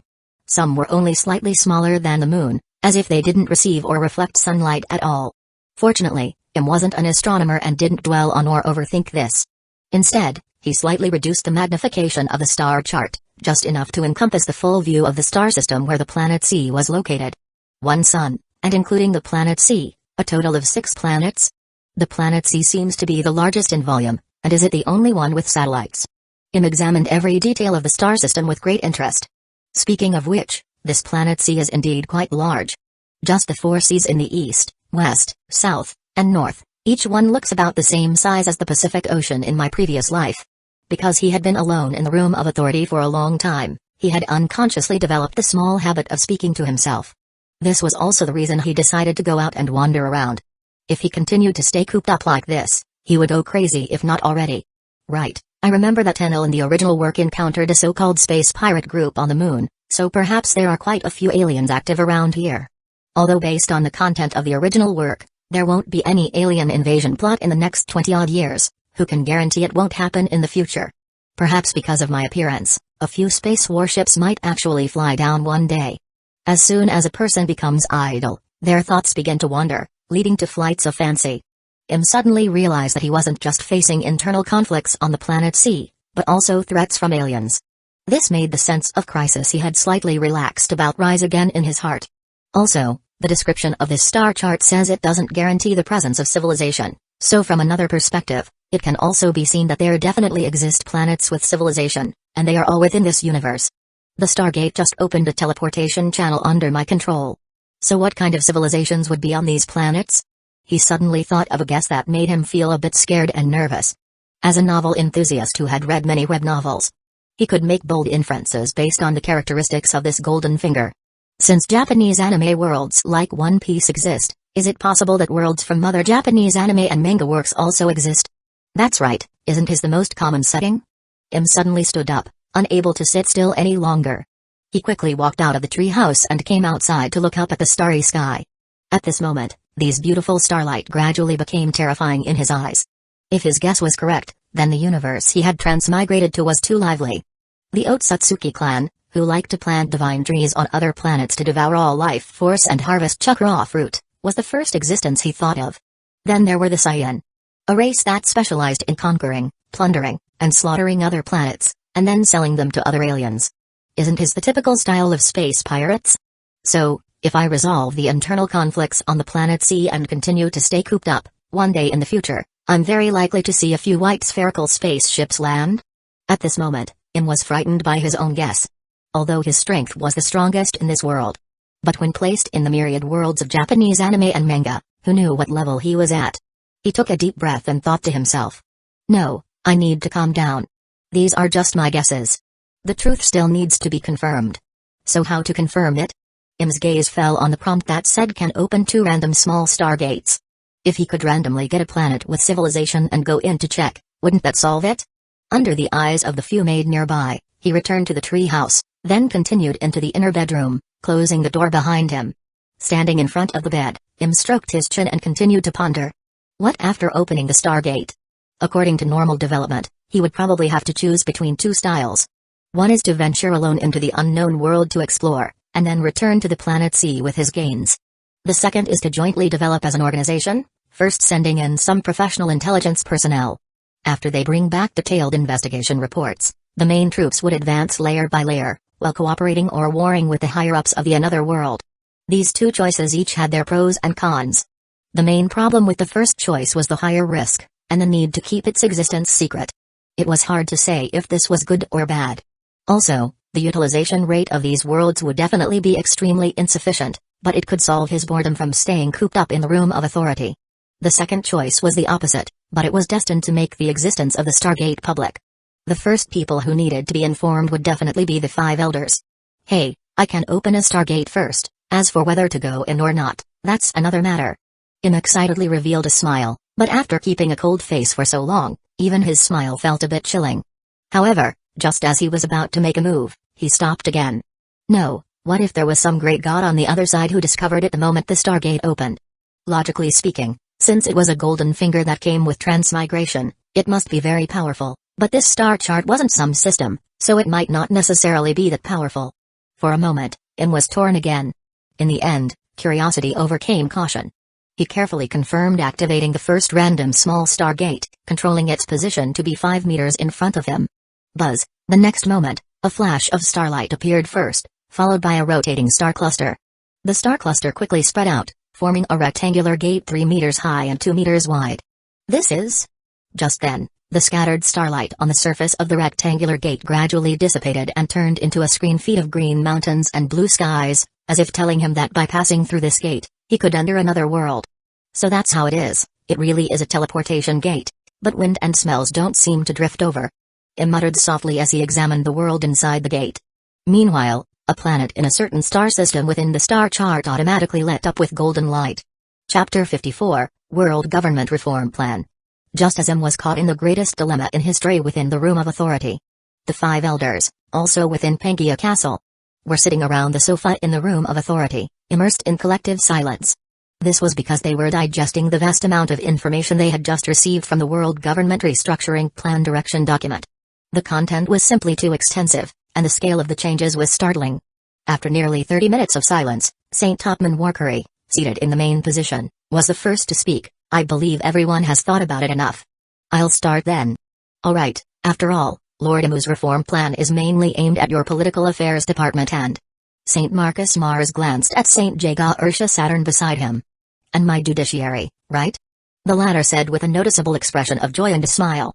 In response, the former merely nodded. According to Lord Imu's plan, the judiciary size and influence would greatly increase. Since that's the case, I'll talk about the political affairs department. St. Topman Warkery took over the conversation.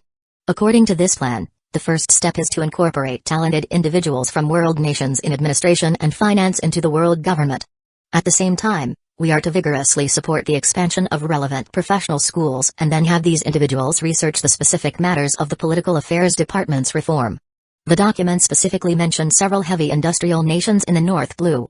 This matter requires your Cypher Paul to investigate? St. Shepherd Jupiter nodded. No problem, I will have Cypher Paul 4 take this seriously. Good. St. Topman Warkery continued, I feel that Lord Imu's reform requirements this time are more like refinement and expansion. Previously, the Political Affairs Department only had one administrative department, which then assigned missions to teams in various fields. Now, these teams have become department-level divisions. Although they are still directly subordinate to the administrative department's jurisdiction, they are officially registered departments, and the Religious Affairs Department, Health Department, and Education Department have been added. The Religious Affairs Department's duty is to manage and supervise all religious organizations. From now on, all religious groups, big and small, must be standardized. The Health Department is responsible for all matters related to medical treatment, medicine, and disease in the world, including the medical academy currently under construction. All hospitals, pharmacies, and medical personnel will be subject to control. Finally, this Education Department. He hesitated here but paused before continuing. Is responsible for all educational institutions, as well as supporting and establishing various schools. It also needs to urge and support affiliated countries in establishing schools to ensure that citizens of all affiliated countries receive basic writing and mathematics education. With each sentence, St. Topman Warkery could foresee that these departments would require a large number of personnel and consume vast amounts of money. To be honest, he felt very confused.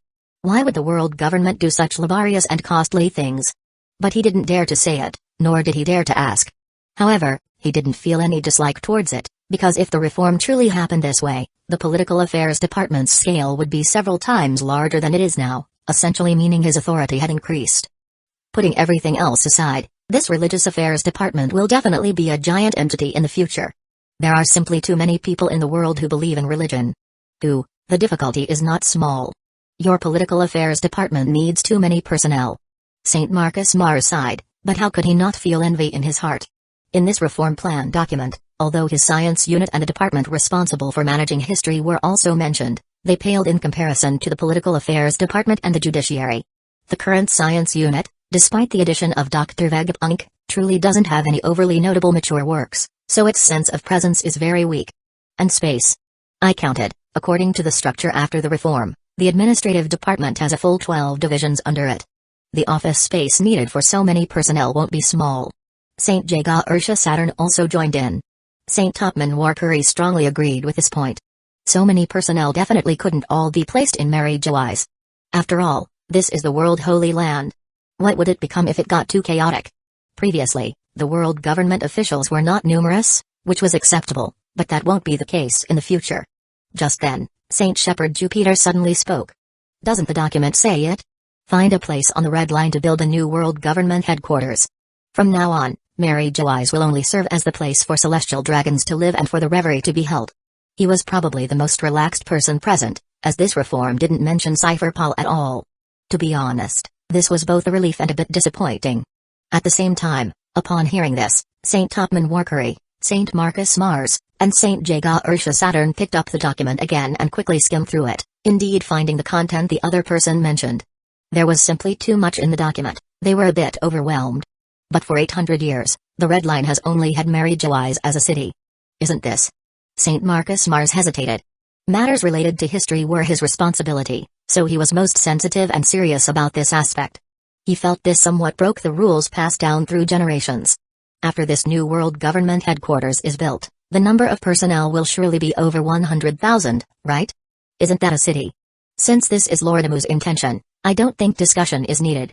To put it bluntly, what guarantees our status and privilege as celestial dragons are not these surface rules, but absolute combat power and military power. Saint Ethanbron V. Nusjiro, who had remained silent, said this while expressionlessly scanning the 4 personnel present. In my opinion, this reform plan not only increases a world government's scale but also expands its scope of authority. This is essentially becoming stronger, and the Political Affairs Department's influence is becoming stronger. Is there a more profitable deal than exchanging endless money and the empty reputation of being the Red Line's only city for substantial influence and strength? His words caused St. Marcus Mars to fall silent, while the other 3 nodded in agreement. St. Topman Warkery, in particular, had the corner of his mouth lifted, looking to be in a very good mood. Then let's do this.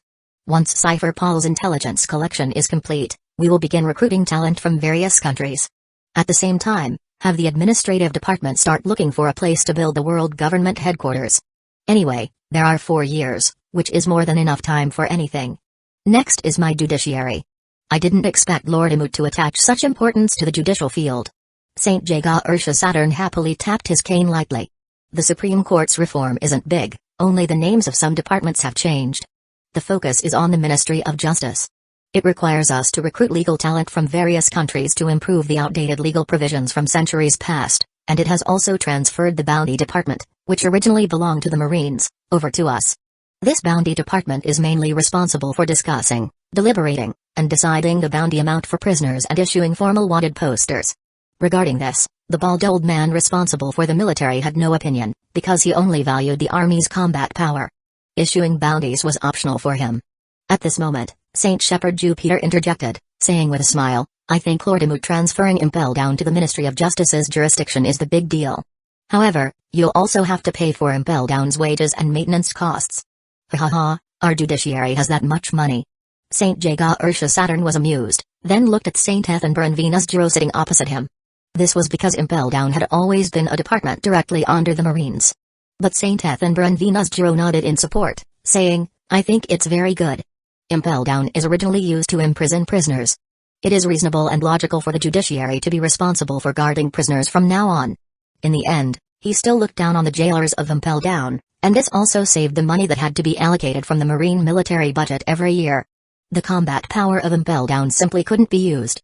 Although it was also an armed forces, it was two different things from an army used for war. However, he also noticed some of Lord Amu's intention. This was intentionally reducing the Marines' scope of authority. Finally, there's this newly established Ministry of Police Affairs, which is at the same level as the Supreme Court and the Ministry of Justice. I find it very interesting. Chapter 55, Requesting Follow-Up reads. Colonel Rose's Quick Wit and Decision.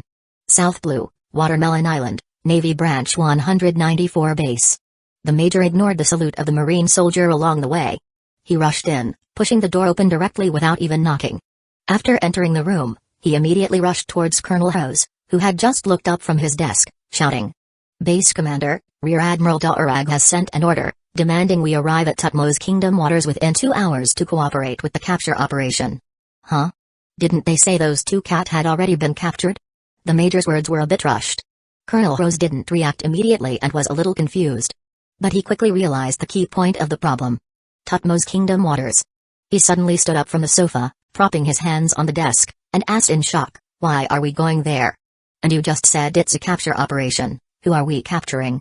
Colonel Rose actually had a vague guess in his heart, and an ominous feeling surged within him. The explanation from over there is to capture the underworld slave king Tklama, thoroughly investigate the entire Tutmo's Kingdom, and arrest all armed personnel. If they resist, permission is granted to execute them on the spot. The Major's face was pale, with beads of cold sweat seeping from his forehead. Colonel Rose's face kept changing. But eventually, it turned into a sigh, and he said, "Did something still happen? Am I really that unlucky?" The previous few base commander before him had all smoothly made enough money to get promoted or retire. Why did everything completely blow up when it came to him? If this isn't bad luck, what is? I didn't expect it, truly didn't expect it. The Marine headquarters fleet wasn't here to capture any cat at all. Rear Admiral Da'Urag was aiming for the Tutmo's Kingdom from the start. We were all fooled by him. I suppose King Tlamakan over there is probably in the same situation. The Major asked in panic. "Colonel, what should we do now? Should we immediately notify King Tlamakan to prepare?" "Absolutely not." Colonel Rose's quick wit kicked in. Although his body aptitude wasn't high, his brain was quite good, and he quickly thought about various details. Marine headquarters is clearly well prepared this time. Rear Admiral Da'Urag releasing a smoke bomb earlier also shows they have suspicion and caution towards us South Blue Branch. At this moment, someone might already be monitoring transponder snail nearby, just waiting for us to call. Most importantly, our 194 branch is the closest to Tutmo's Kingdom waters, and we'll likely be the focus of attention.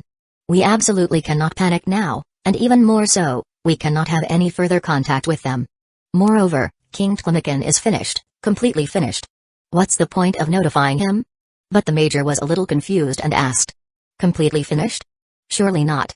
As far as I know, this slave king's strength and influence are both strong.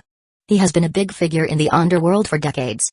Although the Marine headquarters fleet is strong, but this time only 2 Rear Admiral came. Humphrey, I say he's completely finished because his identity is completely exposed.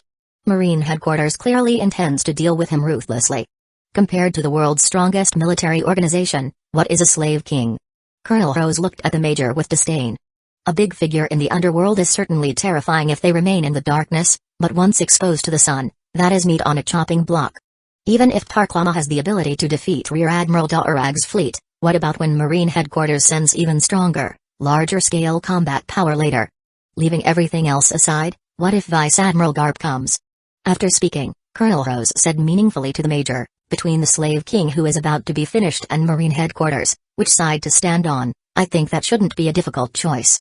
And I can be sure that even without us, there will be fools who call to warn the Tutmos kingdom, perhaps even right now, and those people will become our scapegoat. The major calmed down after hearing this explanation. He then asked the last remaining doubt. If we are already suspected, we will definitely be held accountable. What should we do about that, base commander? The possibility of being held accountable is high, but it's not a capital offense. We've only been here for a few years. If they really investigate, the previous few base commander would all have to be thoroughly checked one by one. Conversely, if we still try to help King Tlamakan now, that would be burying ourselves with him. As soon as he finished speaking, Colonel Rose adjusted his suit and coat of justice, then picked up the transponder snail and issued an order sternly, saying, "Pass down the order. The entire ship is to prepare for departure immediately. We must arrive at Tutmos Kingdom waters within the stipulated time." He then quickly walked past the major and headed outside. The latter saw this and hurriedly followed behind him. "Base commander, how much military strength should each of our warship deploy this time?" "A branch warship can conventionally carry 300 people, and 500 at full capacity. The exact number of people depends on the situation, with the remaining Marines staying behind to guard the base." "Full capacity," Colonel Rose answered decisively. Since he had decided to continue standing with the Marine, he had to show the greatest sincerity. He felt this was the best way to save himself at this moment. "Understood." 10 minutes later, the 8 warship of the 194 branch, which were already prepared. Fully armed, they quickly sailed out of Watermelon Island towards the Tutmos Kingdom. Meanwhile, Rear Admiral Dragon's Marine headquarters fleet was less than 3 hours voyage away from the Tutmos Kingdom. Rear Admiral Avane walked out of the cabin onto the deck. "Rear Admiral Dragon, you were right. Cypher Pol 2 agent just sent intelligence. Branch 242 and Branch 289 immediately notified the Tutmos Kingdom after receiving our order. But strangely, there was no movement from Branch 194, which is the closest. Instead, they sent all their warship at full military strength." Initially, upon hearing the first part, Dragon showed no change, still silently gazing at the sea surface in the distance. But after hearing the latter part, his brow unconsciously twitched, and he turned his face to look at the other person. "I remember the base commander of Branch 194 is Colonel Rose, right?" "That's right. It seems this Colonel Rose is very smart." Dragon's mood was slightly complex at this moment. He had originally planned to report to Marine headquarters later and clean out all the corrupt Marine who were colluding with the Slave King. But now, Rose's performance made things a bit difficult. Because he had a clear contrast with the other 2 base commander. Given this, the higher-ups in Manafort would likely not make things too difficult for him after they found out. At most, they would confiscate most of his bribery property, demote his military rank, and transfer him from his post. As for those 2 base commander, they would have to take a trip to an ICE lobby. "I really should meet this Colonel Rose when the time comes." Following that, Dragon looked at Rear Admiral Avane and asked, "How are the pirate doing?" "Those who survived don't have serious injuries. The ship doctor have already treated them. The 2 cat captains are still unconscious. Their injuries are the most severe. However, the doctor said they shouldn't die. After all, they are zone user, their life force is different from ordinary people." After speaking, Rear Admiral Avane asked curiously, "From what you're saying, you're not planning to send them to an ICE lobby for trial?" "Yes, I want to take them back to Manafort and hold them in the prison there first." Dragon didn't hide anything, appearing very frank and upright, and said directly, "Judging from the fact that these pirates didn't harm civilian, I don't think they qualify as evildoer. They don't deserve to be sent to that hellhole impelled down. I'm considering taking them in as Marine and training them myself. So that's it. 2 zone user are indeed quite valuable. If trained well, they would be good combat power." Rear Admiral Avane nodded and wasn't particularly shocked. There were many officers in the Marine who, after capturing pirate, if they found them agreeable, would take them in as Marine and subordinate. Generally speaking, as long as they weren't major criminals of the world government, the higher-ups would turn a blind eye to this matter. But if something happens afterwards, that officer will be held accountable. Chapter 56, Seeking Follow-Up Reads. The Slave King's War Preparations. Tutmos Kingdom, as mentioned before, is a desert nation. However, unlike Halabasta, it is located in the South Blue and experiences normal seasonal changes, with its most beautiful season being winter. In winter, the entire island is covered in falling snow, blanketing the golden sand sea with a layer of ice and snow. The scene of white and gold intermingling provides a visual aesthetic. Although the entire kingdom is a medium-sized island, it only has one city called Shabak, or Sand City for short. Vast land and sparse population, a desert environment, and a single city. All these factors give the impression of weakness and poverty, to the point where even passing pirate ships are too lazy to waste time coming ashore. But what the world doesn't know is that beneath Shabak, the apparent capital city, lies an extremely vast underground space. Layer upon layer of buildings shimmer with bright yellow lights, and amidst the coming and going of people, shouts, screams, wails, and cries mingled. It seems every corner of the air here is filled with despair and pain. Soldiers wearing green collars, dressed in white robes, and armed with whips, battle axes, spears, or muskets patrol and guard various areas. Each of their faces is expressionless, making them look extremely terrifying. Looking into the distance, one can see the tallest and most striking pyramid building, which is the true royal palace of the Tutmos kingdom. Just recently, the slave king, King Tlimikan, a name well known in the underworld, received news that a marine headquarters fleet was coming to capture him. However, sitting on the golden throne, he showed no reaction, and his high-level subordinates below could not discern the king's expression. This was because King Tlimikan wore a golden mask on his face, and his attire was in the typical pharaoh style, a white robe, a wide neckpiece, and a golden scepter held in his hand. In the main hall built with massive stones, stood 4 high-ranking officials dressed in white robes. On either side stood royal guard warriors who were young and strong males. "Your Majesty, do we need to prepare for evacuation?" One of them hesitated before being the first to ask. King Tlimikan, seated on the throne, countered with a question. "How many people, how much treasure, and how many ships can be evacuated in about 2 hours?" This. The official hesitated, then asked. "Should we notify the slave catchers outside to return for support?" "No." King Tlimikan seemed to have his own thoughts and immediately refused him. The total number of slave catchers is only about 10,000. There are less than 2,000 in the South Blue, and even fewer can return in a short time. Their arrival is meaningless. Even if all 10,000 could return, what good would it do? They are not personnel meant for combat. "Then what is your Majesty's intention?" the official asked, puzzled. "My intention is that evacuation is definitely necessary. Since we have been exposed, we must find a way to return to the darkness." King Tlimikan, adorned in gold, stood up from the throne. This clearly revealed his 2-meter-tall, muscular physique. The cold mask looked down at the 4 people below. "But now the first batch of the marine fleet has arrived at our doorstep. To preserve most of our strength, we must first defeat them, and then, before the second, stronger fleet arrives, disappear into the darkness." Upon hearing this, the 4 officials suddenly understood and grasped His Majesty the King's idea. 2 hours are enough for us to prepare for war. At the same time, prepare the ships. After defeating the marine fleet, immediately transfer the main troops and all necessary supplies and treasure. "Yes, Your Majesty. However, should we bring those slaves with us?" another official asked, as slaves were the primary source of income for their Tutmos kingdom. "Bring 50,000 of the most valuable slaves. The rest will sleep beneath this desert. It can be considered a decent burial ground." King Tlimikan made the decision without hesitation. "Yes, Your Majesty." The officials responded in unison again. No one spoke a word for the abandoned slaves, because if they dared to speak up, they would immediately become one of them. "Have you found the files on Rear Admiral Dragon and Rear Admiral Avane?" King Tlimikan asked. "Your Majesty, regarding Rear Admiral Avane, according to intelligence from the slave catchers in the Grand Line, he is a quite excellent sword master, but there is nothing else particularly noteworthy about him.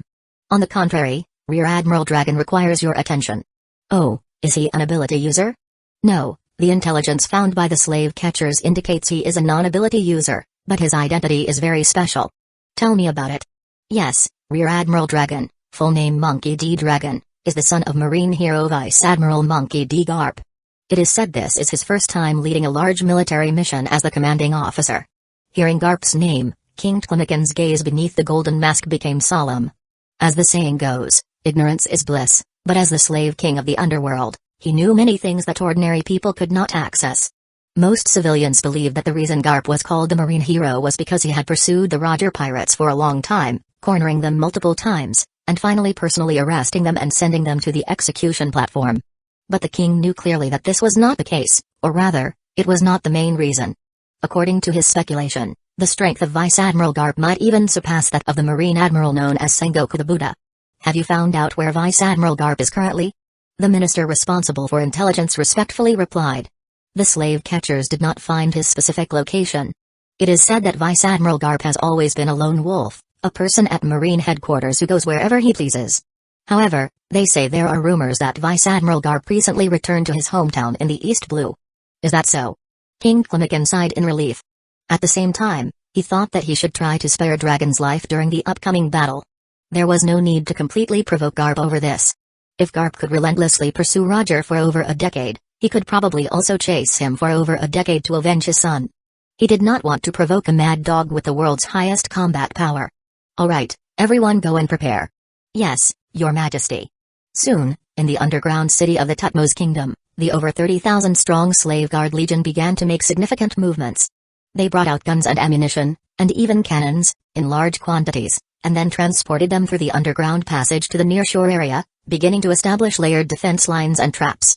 The foundation built over decades by the Slave King was fully activated at this moment. Simultaneously, batches of young and strong males were pulled out of the prison cells. Under the guard of soldiers on both sides, they lined up and walked towards the large pyramid. No one knew what King Tlemcen intended to do. In short, everyone knew that this was a war involving tens of thousands of participants on both sides. Out on the Great Sea, Dragon's fleet had also rendezvoused with the fleets from the 194th branch, 242nd branch, and 289th branch of the South Blue. At this moment, the scale of the Marine fleet was exceptionally large. 5 headquarters-grade large warships, each fully loaded with 1,000 headquarters Marines, 2 cannon decks, and 3 triple-barreled anti-aircraft turrets, totaling 33 large-caliber cannons. 18 branch-grade small warships, each with 1 cannon deck, totaling 12 medium-caliber cannons. Among these, 8 warships from the 194th branch were fully loaded with 500 people, while the remaining 10 were the standard 300 people. The total military strength across all ships was 12,000. Although it seemed inferior to the Tutmos Kingdom's 30,000-strong force, Dragon believed that their side was stronger in both combat power and firepower. 1 Rear Admiral, 50 Marine headquarters officers of various ranks proficient in 6 powers, and some who had even eaten devil fruits, were enough to suppress the soldiers who spent their days guarding slaves. As for King Tlemcen, he would naturally deal with him. Although the intelligence indicated that the Slave King's strength surpassed his own in all aspects, Dragon did not feel the slightest fear because of this. Thinking of saving hundreds of thousands of civilians by defeating the opponent, the hot blood in his body began to boil. This was the war of justice he had always dreamed of. Target, Tutmos Kingdom.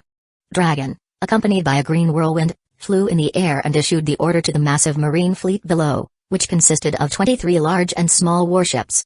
Depart. Chapter 57, Seeking Follow-Up reads. Whole army deployed. At 2 in the afternoon, when the sun was at its most scorching, coupled with it being summer, the Tutmos Kingdom, being a desert land, had temperatures reaching their peak across the entire zone. The overly brilliant sunlight shone upon the boundless Great Sea outside, allowing one to clearly see a faint layer of mist rising. It was evaporating, and also distorting the light on the sea's surface. Just then, on the distant horizon, blue warships bristling with cannons appeared, flying seagull-white sails. With the 4 largest warships leading the charge, over 20 warships spread out, almost covering the entire sea's surface. They were like sea beasts in the water, riding the wind and waves, charging forward. The Marines are here. On an island in a golden sand sea, the slave guards, hidden in cool tunnels, picked up their firearms and ran into the trenches upon hearing the whole army announcement, staring intently at the rapidly approaching Marine warships. No one retreated, because they knew there was no path back.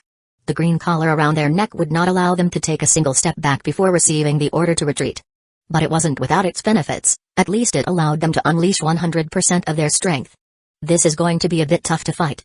Rear Admiral Avane felt a bit speechless looking at the golden world where all he could see was sand sea. Although he could sense the aura of many people as his observation hockey extended, he could see basically nothing with his naked eyes. In this situation, how were their warships supposed to bombard? Meanwhile, the massive fleet began to split up according to the original plan. Apart from leaving the headquarters warship he was on and 3 branch-grade small warships from the 194th branch at the front, the other warships, configured with 1 headquarters warship plus 5 branch warships each, sailed towards the other 3 directions of the Tutmos Kingdom. Their objective this time was to capture King Tlemcen, thoroughly investigate all his influence, and rescue all captured slaves. Naturally, a full encirclement was necessary. Go get a piece of paper. Rear Admiral Avane instructed a Marine soldier behind him. After the latter brought paper and pen, he quickly recorded the troop strength deployment on the island that he had sensed. However, the range of his observation hockey couldn't cover the entire island, so he only knew the general situation of the coastal defense line at the front. This was enough. Have them conduct the bombardment and troop deployment according to this map. Yes, sir. The Marine soldier took the paper handed to him by Rear Admiral Avane and quickly ran into the cabin to relay the order. The latter looked up at the scorching sun still emitting infinite heat and light, remaining silent. The war had begun. Boom.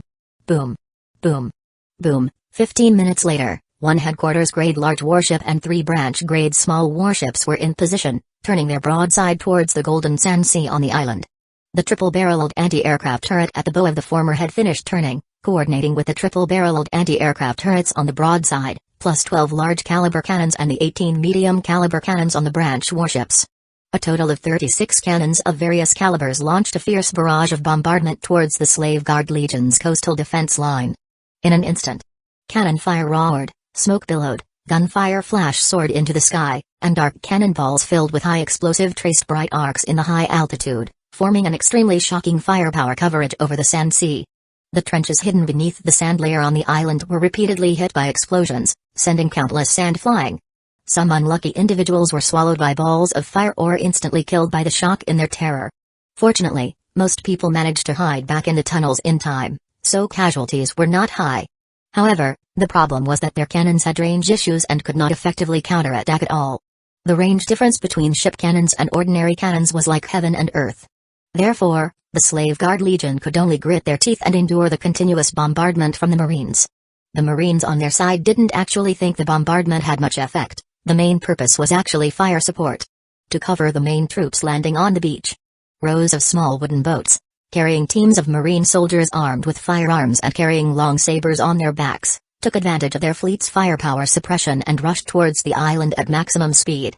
But as they closed the distance to the beach, they were met with cannon fire from the Slave Guard Legion and layers of bullet rain flying towards them. These Marine soldiers, some from headquarters and some from the 194th branch, had to push forward despite the danger.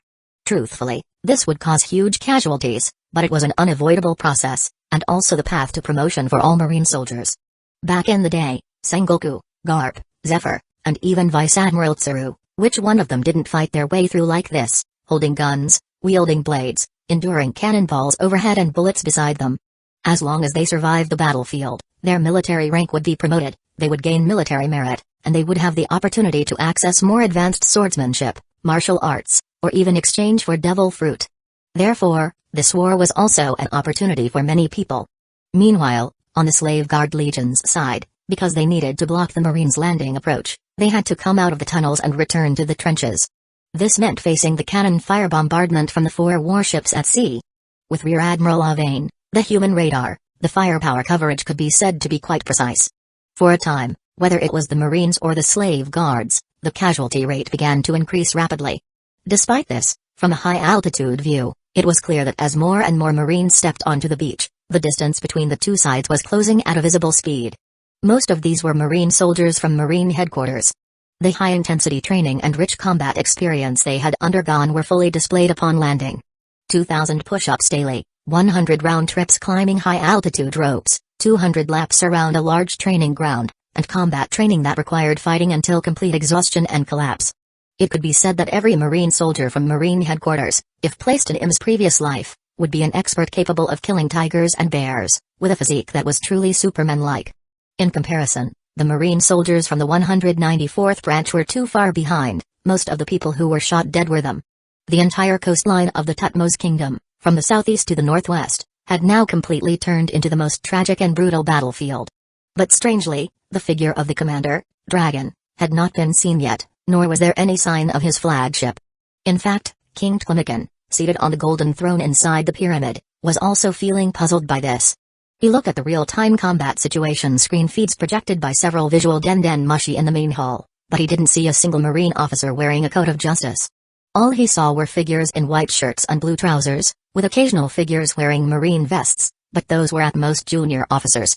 One must know that to guard against these experts from Marine headquarters, he had also prepared a batch of elite troops and sent them to various defense lines, but now he couldn't see a single coat. "Your Majesty! Your Majesty!" Just then, a high-ranking official ran in desperately, then fell with a thud onto the cold stone slab. Even so, he didn't care, shouting breathlessly, "This is bad, Your Majesty, Shabak above us is being bombarded by the Marines." "Nonsense." King Tlamakan stood up angrily, looking down at the other party coldly. "We are in the interior of the Sand Island, the warship's range, no matter how far, Cannot reach here. But the warships are coming from the sky. They are bombarding us from the sky. What? King Klimikin suddenly raised his head. Although his naked eyes only saw the flat ceiling, his observation hockey was silently and rapidly sensing upwards. At the same time, just as the official said, a headquarters-grade large warship, surrounded by a green whirlwind, was floating in the high altitude, its two broadside cannons firing with full firepower towards Shabak below. Dragon stood tall at the top of the mast, his coat of justice flapping in the gale behind him. Whole army, advance. With his order, a large number of marine officers, who had long been poised on the deck, flew out like fierce white eagles, scattering like celestial maidens and charging down towards the Sand City from all directions. Kill. Chapter 58, Seeking Follow-Up reads. The Slave King's Ruthlessness and Strength. 50 Marine headquarters officers of various ranks, clad in coats of justice and utilizing moonwalk, scattered in all directions at astonishing speed, transforming into streaks of white after images. In an instant, gunshots echoed throughout Shabak City, and the clash of weapons resounded, plunging the city into complete chaos. A major was the first to encounter a team of 5 slave guards. He had no intention of landing, instead stepping on air, moving left and right in midair to evade all the bullet rain. With a flash of his drawn blade, he instantly appeared behind the 5 individuals. Puchy. The next moment, a line of blood slowly appeared on the necks of the few people, but the major didn't spare a glance at their falling bodies, instead rapidly attacking the next target team. On the other side, a colonel, barehanded, first smashed a cleaving battle axe head-on with a punch, then slammed his fist into the opponent's face, sending the entire person flying with eyes rolled back. Along the way, he knocked over 3 more slave guards. Iron body. Suddenly, the colonel tensed his entire body, taking the attacks of 2 long sabers and several bullets head-on. Then, completely unharmed, he grabbed the head of one person, used him as a weapon to knock away another, and finally, like throwing garbage, hurled him towards the shooting slave guard. Both crashed through a mud wall, spitting blood, and disappeared from sight. Although the slave guard warriors of the Tutmos kingdom were numerous, and some even carried firearms, they simply couldn't stop the rampant slaughter by these white eagles. Instant transmission, moonwalk, finger pistol, tempest kick, paper arts, iron body. These martial arts techniques, only achievable by surpassing the human limit, produced astonishing effects every time they were used. Some individuals even possessed exquisite swordsmanship on top of these techniques, or had some peculiar devil fruit ability. Although a portion of the marine officers noticed that these slave guards wearing green collars displayed strength that was somewhat unusual, with some excellent ones seeming comparable to headquarters staff sergeants and sergeants. But to them, whether they were marine soldiers or staff sergeants, it didn't make much of a difference. Not to mention, these slave guards were only physically different from ordinary people. In other aspects, they couldn't compare to marine headquarters soldiers at all. Teams of slave guard warriors rushed out from the tunnel, but it wasn't long before they were easily annihilated by a flashing white shadow, turning into corpses lying in a pool of blood. 4 or 5 marine officers had even begun to team up and counterattack into the underground passage. One burly major charged forward with extremely agility speed. A team of newly appeared slave guards had their necks and chests sliced open under streaks of green glow. Yo, is that Major Jack's bug fruit, mantis form ability? The speed is indeed fast, and the arms are sharp enough. Another lieutenant colonel laughed heartily. Lieutenant Colonel Fan is too kind. Major Jack replied politely. Let's go quickly. If we can find King Tlimikin first, that would be a great achievement. Another lieutenant colonel, whose fists were wrapped in white bandage, urged them on, then continued to push deeper. Hearing this, the others stopped joking and quickly moved. However, after only a few seconds, a heavy collision sound echoed from the head, followed by the bandaged lieutenant colonel being sent flying back.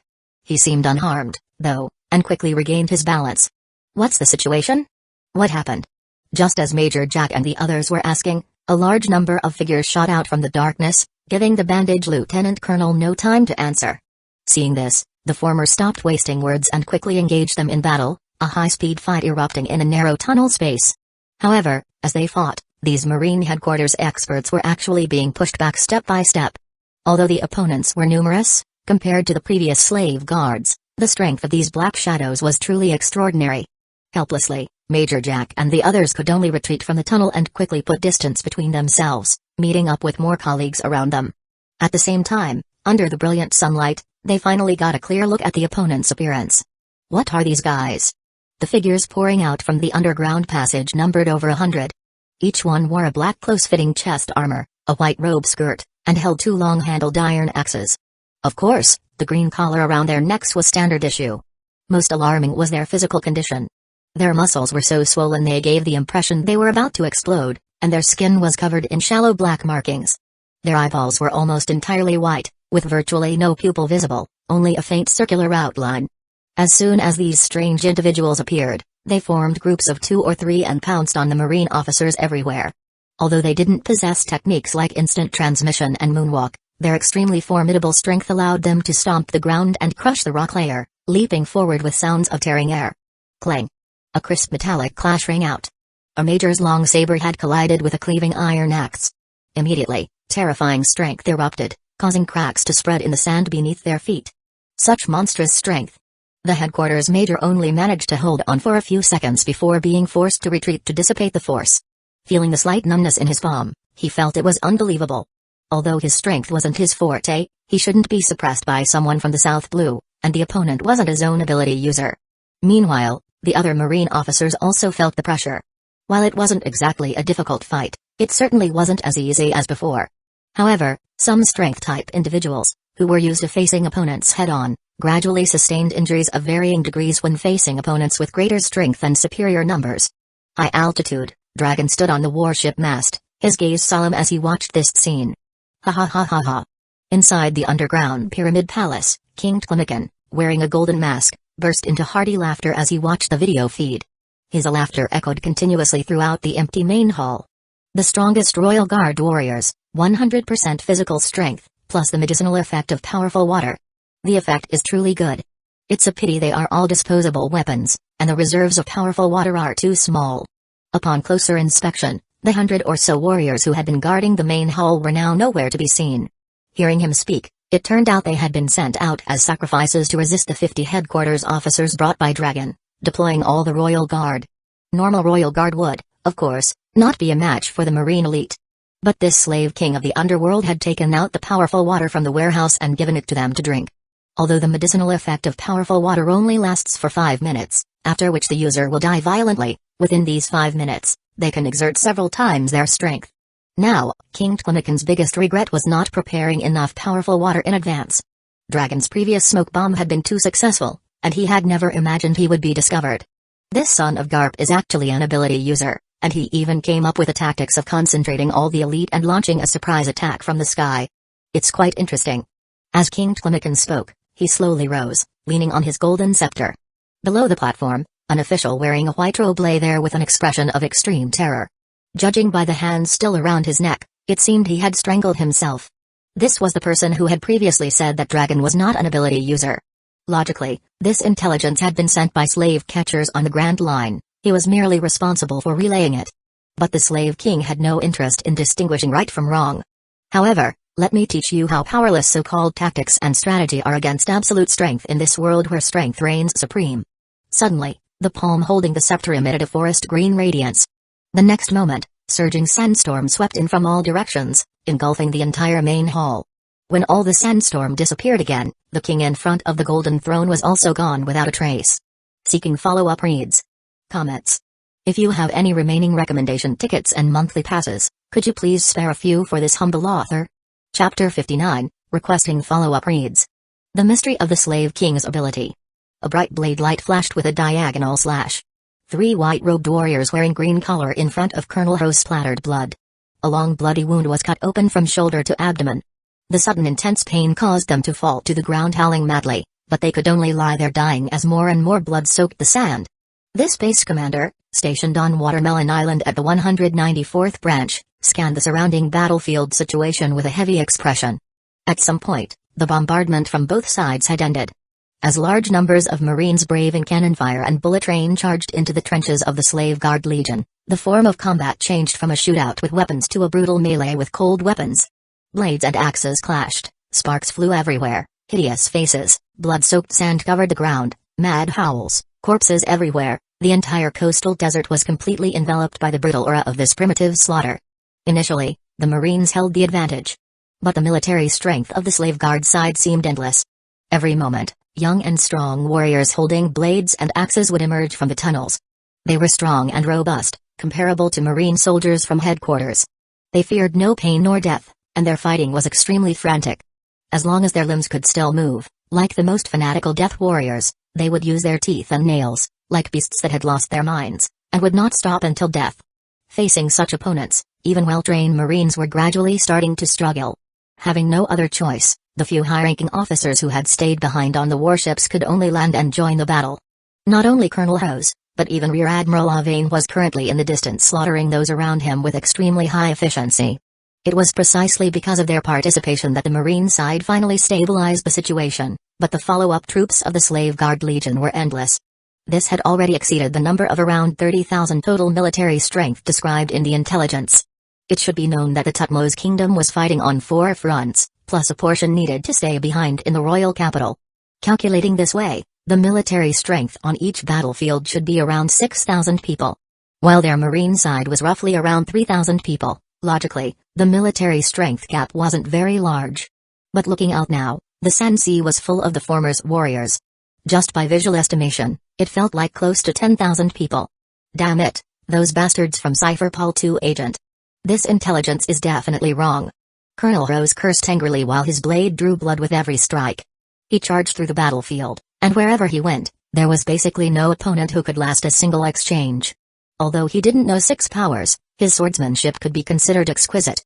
Coupled with the speed, reaction, and strength honed through years of training, he was certainly worthy of the coat of justice on his body. Furthermore, although Dragon took away all the officers from Marine headquarters except for Rear Admiral Avane, he didn't take the headquarters officer below them.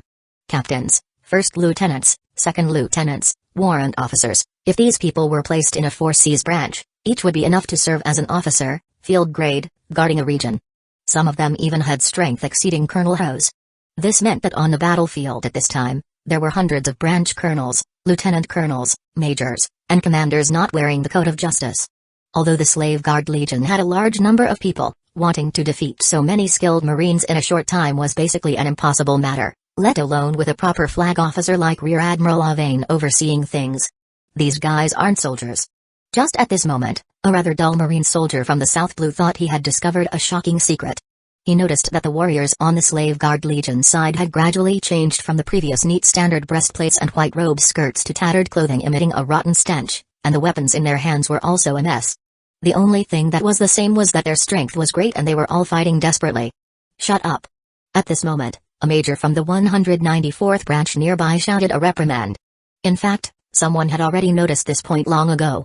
Coupled with the clues about the slave king of the underworld, it wasn't hard to guess that these people were very likely the slaves that their side had came to rescue.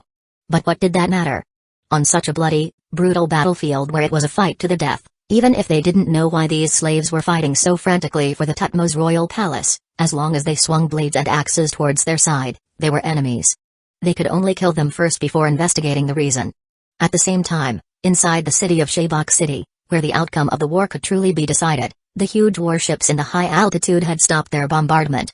Because the ordinary slave guards who had stayed behind had already been slaughtered by 50 Marine officers, there was no need to further destroy the buildings. And it was also easy to affect their own side. One could see that using the entire Sand City as an arena, 50 Marine elite wearing white greatcoat, using 6 powers, swordsmanship, and devil fruit abilities, were locked in fierce combat with Royal Guard warriors whose bodies were covered in black markings, like brute beasts. They fought fast against fast, each transforming into incredibly fast white shadows and black shadows. On rooftops, in alleys, and even in midair, they engaged in fierce battles. Due to the difference in numbers, basically every officer had to deal with 2 royal guards simultaneously. The 5-minute duration of powerful water seemed short, but for this group of Superman, every minute was enough for dozens of exchanges. Their stamina was abundant, their strength was great, and their speed was exceptional. An ordinary person, even if given a safe place to watch, could only see streaks of afterimages flashing by with their naked eye. If the distance was closer, their eardrums would also be ruptured by the continuous sonic booms. Boom. Boom. Earthen houses struck by heavy blows were collapsing. The ground full of sand was covered in dents. With every full-strength attack, it was accompanied by muffled thunder like sonic booms and roars. There were also continuous shouts and battle cries, blades and axes clashing, and occasional cries of pain after being injured, making people feel both fear and excitement. This place was hell for the cowardly, but paradise for the warlike. Suddenly, a green whirlwind appeared in the sky. It turned out that Dragon could no longer hold back and finally made his move. He didn't know what the situation was with these black mark guards, Nor did he know that the effect of powerful water only lasted 5 minutes. What he saw was that the elite he brought were constantly getting injured. Although no one had been seriously injured or killed in battle so far, he also didn't want to actually wait until casualties occurred. Actually, Dragon had been waiting for the slave king, King Tlimican, to appear, but he waited and he just didn't show up. So he decided to first deal with this group of strange, berserk warriors. One could see his entire body transform into a mass of high-speed rotating tornado storm. Like a giant spiral drill, wherever it passed, it was a scene of blood and wind, with wreckage everywhere. No matter how berserk the emotions of the black mark guards who drank powerful water were, no matter how strong their strength was, as long as they were swept by the tornado, they would die on the spot. Whether it was one person or two, even if they were in groups of 3 or 5, this green tornado completely welcomed all comers. It had an invincible posture that said, "As long as you dare to charge up or I catch you, then I will grant you death by 1,000 cuts." Unstoppable. At this moment, Dragon displayed the power of the top-tier Logia hurricane fruit to the fullest extent before all the marine officers. But what they didn't know was that this was just a warm-up. After all, Dragon's devil fruit ability had not yet awakened. The most terrifying aspect of the Logia system lies in its super large-scale destructive power after awakening, like a natural disaster. And this point, for someone like him who had only eaten the fruit for a year, seemed a bit distant. Roar, just as the tornado that Dragon had transformed into was sweeping through Shabak City, and just as the surrounding marine officers revealed a hint of excitement, a large mass of yellow sandstorm surged out from the entrance and exit leading to the underground space. Boom, the next moment, the yellow sandstorm and a green tornado fiercely collided. Instantly, an extremely violent wind swept across the entire area, pushing all the surrounding black mark guards and marine officers out of the central zone of Sand City. Immediately after, the sand tornado formed by the entanglement of the two shot up into the sky, flying higher and higher, and quickly passed over the huge warships in midair. "I didn't expect you're actually a Logia system user too. Do you want to be my slave high above, in the world filled with yellow sand and green wind?" A voice mixed with excitement and mockery sounded in Dragon's ear. However, his attention was focused on one matter. What's going on with this slave king's ability? Is he also a Logia system user? But didn't the intelligence say he was a Parimsha system user? Very grateful for the 500 tip from a reader. Thank you, thank you.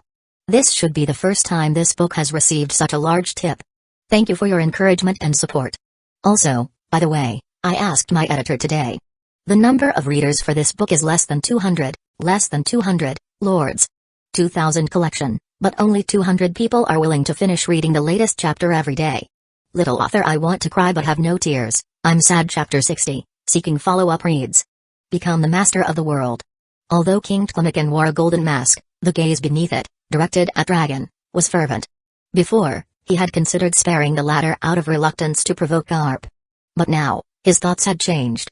This was a Logia system ability user. Could there be a higher quality slave than this? He wanted to turn Dragon into his slave, his pet. For this, he was very willing to forge a deadly enmity with Garp. The Logia system ability was simply too enticing. Besides, after this battle, he would find a way to hide again, retreating into the underworld. At that time, he would just avoid Garp. Wouldn't it be fine as long as he wasn't found? Thoughts flashed by. King Tlimican struck out forcefully with a golden scepter in his hand, instantly unleashing a heart-palpitating sonic boom. Wrapped in an invisible layer of armament hockey, it went straight for Dragon's back. Dragon Claw. The latter's reaction to sensing the danger was also very fast. His right palm formed a claw, smeared with a layer of black, and he took the opponent's fierce blow head-on. Clang. Claw met scepter, and instantly, the layers of sandstorm swirling around were swept away by the shockwave of a surging air current. Dragon and King Tlimican's figures appeared in everyone's line of sight.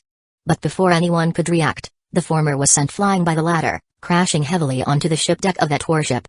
Fortunately, the passive effect of element transformation prevented him from suffering subsequent damage. He merely dispersed into a mass of wind currents before reforming into a human shape.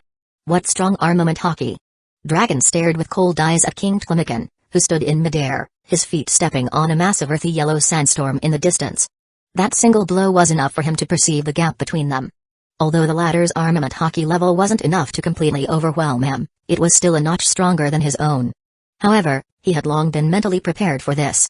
No matter what, the opponent was the slave king of the underworld. If he didn't even have this much strength, that would be strange. But so what? Whoosh whoosh whoosh. Dragon's body trembled, surrounded by gusts of whirlwind. His entire being transformed into a green streak, launching a charge with imposing might. Naturally, the latter had no reason to retreat. The golden scepter in his hand was also coated with a black layer of hardening. With extremely refined technique, he brandished streaks of dark light, and then more sandstorm surged up from beneath his feet to meet the attack. The green whirlwind once again collided with the earthy yellow sandstorm, but they were merely a magnificent backdrop at this moment. The clash of countless claw shadows and the scepter was the main event. Clanging sounds, a chaotic metallic symphony, echoed throughout the sky above Shabak. The sonic boom that erupted with every clash reverberated across the entire area, and visible rings of air current rippled out as if the air had turned into water waves. During the intense battle, although there was no time for speaking at all, King Tlimican greatly admired the martial arts displayed by Dragon. He thought to himself, truly worthy of being Garp's son. At this moment, the more outstanding Dragon performed, the happier this slave king became. Before, he had thought that the former was just a rear admiral now, and aside from his Logia system ability, he probably wasn't strong in other aspects. But after this exchange, he immediately judged that Dragon's strength, let alone a rear admiral, was considerably stronger than the marine vice admirals he had encountered in the past. But it's not enough. To defeat me, your current strength is still far from sufficient, King Tlimican laughed wildly in his heart. The next moment, his empty left hand emitted a bright green light. Compared to the green of the whirlwind around Dragon, the green light on his hand appeared more enchanting, more bizarre, making anyone who saw it frown. Dragon, who was fully resisting the golden scepter, sensed a crisis approaching in his consciousness. This was a warning from his observation Haki. Without any hesitation, he immediately used element transformation, dispersing into wisps of wind currents and rapidly retreating backward. In the process, Dragon, who had transformed into wind, also saw the source of the crisis, a green light ring that flew past his previous location like a flash of lightning. Indeed, your ability is the Parimsha system pet fruit. The intelligence wasn't wrong. Dragon's surface was as cold as ice, but his heart also felt a lingering fear. If he had been caught by that ring just now, he would be finished. Armament Haki could indeed counter devil fruit ability, but the premise was that the level of the former had to be higher than the development level of the latter. Otherwise, it would only be broken through by the latter's ability, and then one would be hit. With the strength of this slave king before him, Dragon really didn't dare to gamble. Therefore, he must be careful of the green ring's sneak attacks from now on, avoid them if possible. Ha ha ha ha. Hearing Dragon's words, King Tlimican spread open his left palm, which was emitting green light, and let out a perverted, arrogant laugh. Yes, this ability is great, isn't it? It can turn everyone into my slave. Soon, you will also become my slave, the best slave. Dragon showed no anger at the slave king's words and continued to question him coldly. Then what's with his ability to control sandstorm? While speaking, his observation Haki was also probing everywhere, because he suspected that the opponent was using the pet fruit's ability to control an ability user who could control sandstorm. Well, that's not convenient to tell you. After all, as a king, mystery is also an essential quality, King Tlimican sneered. He wasn't a rookie who had just set sail recently, how could he easily reveal the details of his ability? In response, Dragon merely snorted. He was just trying his luck anyway. After all, there were too many people in this world who only use their muscles and not their brains. Why did the screen feed of that idiotic Pops picking his nose appear in his mind the moment this thought came up? Communication ends here, kid. King Tlimican was getting a little impatient. He lightly waved the hand radiating green light in front of him, and behind him, green light rings began to generate out of thin air, one after another. They densely occupied a large space, numbering in the thousands by visual estimation alone, and were still generating. Just obediently become my slave. I will treat you well, ha ha ha ha. The next moment, all the rings, amidst his wild laughter, transformed into streaks of green meteors, shooting towards Dragon's location, practically covering the sky. Wind Dragon's protection. Dragon immediately unleashed his hurricane ability. A lifelike wind dragon appeared around his body, swimming back and forth. Then, this wind dragon detached itself and transformed into a surging green wind wall 10 meters in front, blocking all the rings. Puff, puff, puff. However, this seemingly spectacular and vast wind wall, like a green tsunami, was easily broken through by the rings like bubbles upon contact. While it couldn't be said to be like air, having no obstructive effect at all, it indeed couldn't stop the dense impact of the rings.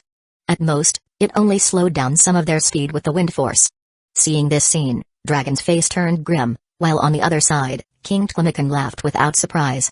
The contest between Devil Fruit ability is a competition of their training level and development level. Although the Logia system is called the strongest of the three types, this alone cannot bridge the gap between us. So what? Justice will ultimately triumph over evil. This time, The loser will definitely be you. Dragon's gaze remained firm, completely fearless. Facing the dense, layer upon layer of ring attacks, his entire body, surrounded by a green whirlwind, dragged after images as he concentrated all his attention on dodging with all his might.